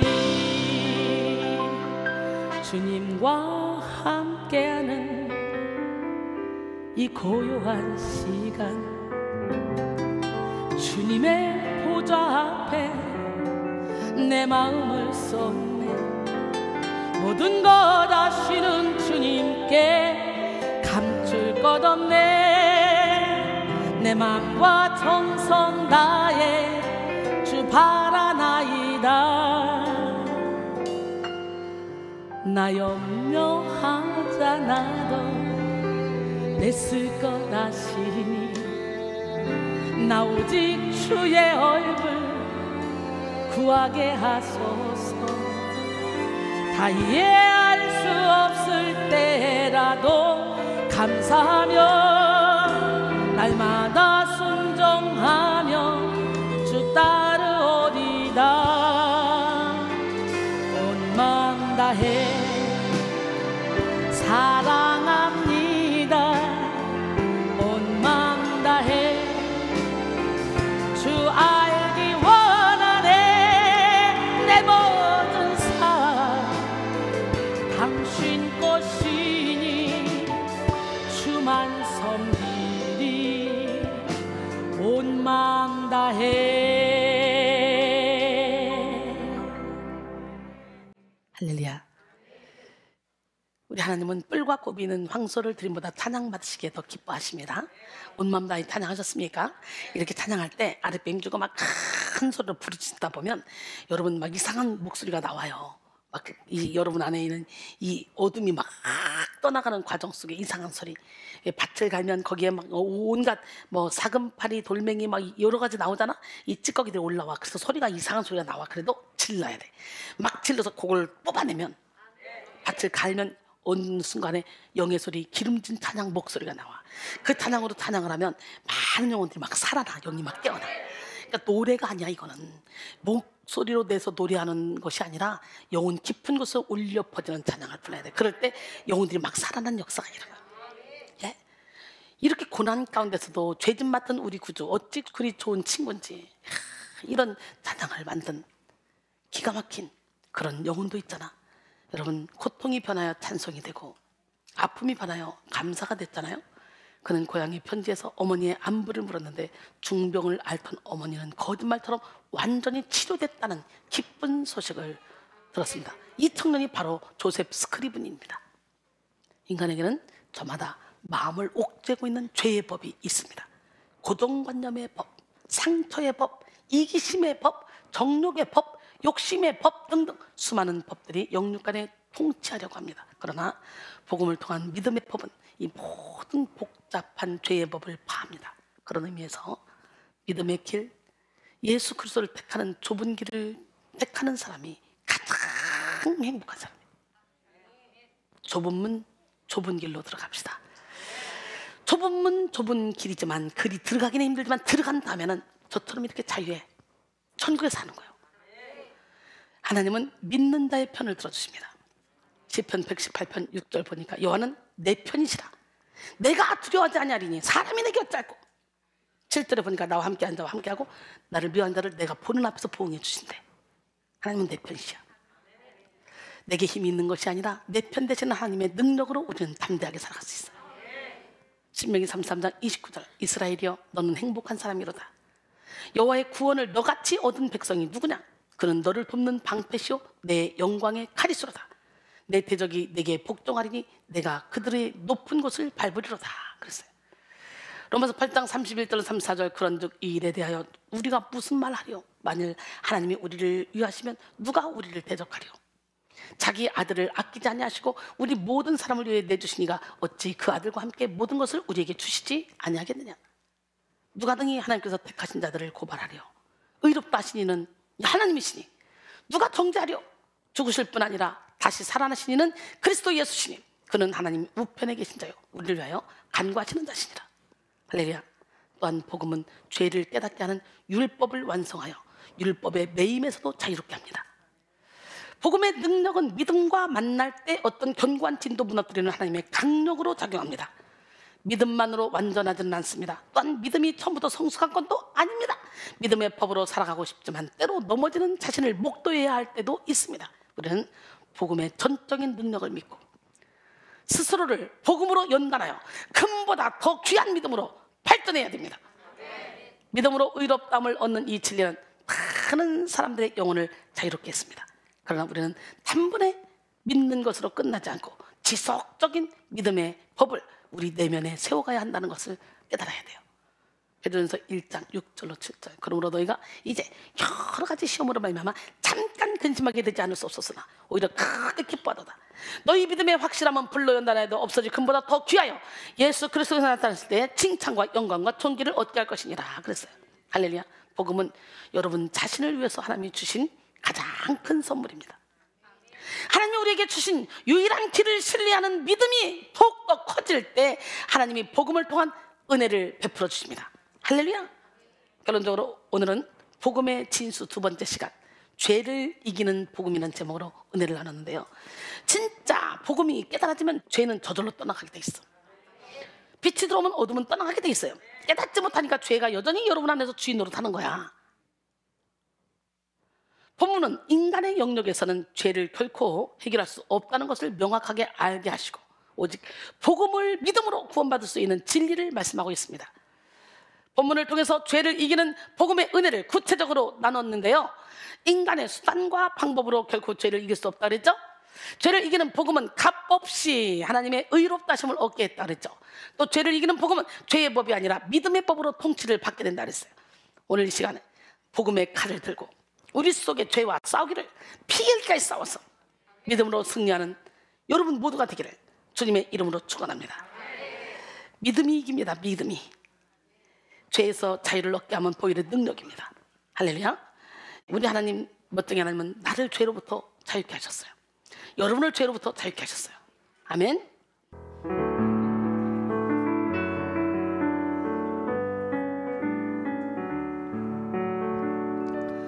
나를 죄로부터 자유케 하셨네. 시험을 이기고 승리를 얻었네. 갚을 수 없는 사랑으로 나를 채우시네. 할렐루야. 주보혈 능력이 있도다. 주의 보혈 능력이 있도다. 주의 피 믿어. 주의 보혈 그 어린 양의 매우 귀중한 피로다. 또다시 초라하게 넘어진대도 덮는 은혜와 이길 힘 주시며 갚을 수 없는 사랑으로 나를 채우시네. 할렐루야. 주보혈 능력이 있도다. 나의 죄를 맑히시고 새 날을 주셨네. 주보혈 능력이 있도다. 그 사랑 날마다 나에게 찬송 주니 놀라운 능력이로다. 주의 보혈 능력이 있도다. 주의 피 비누어 주의 보혈 그 어린 양의 매우 귀중한 피로다. 죄에서 자유를 얻게 하는 보혈의 능력. 주의 보혈 시험을 이기는 승리되니 참 놀라운 능력이로다. 주의 보혈 능력이로다. 주의 피 믿으어 주의 보혈 그 어린 양의 매우 귀중한 피로다. 육체의 정욕을 이기는 보혈의 능력 주의 보혈 정결한 마음을 얻게 하니 참 놀라운 능력이로다. 주의 보혈 능력이로다. 주의 피 믿으어 주의 보혈 그 어린 양의 매우 귀중한 피로다. 눈보다 더 지게 밝히는 것 보혈의 능력 주의 보혈 부정한 모든 것 밝히시니 참 놀라운 능력이로다.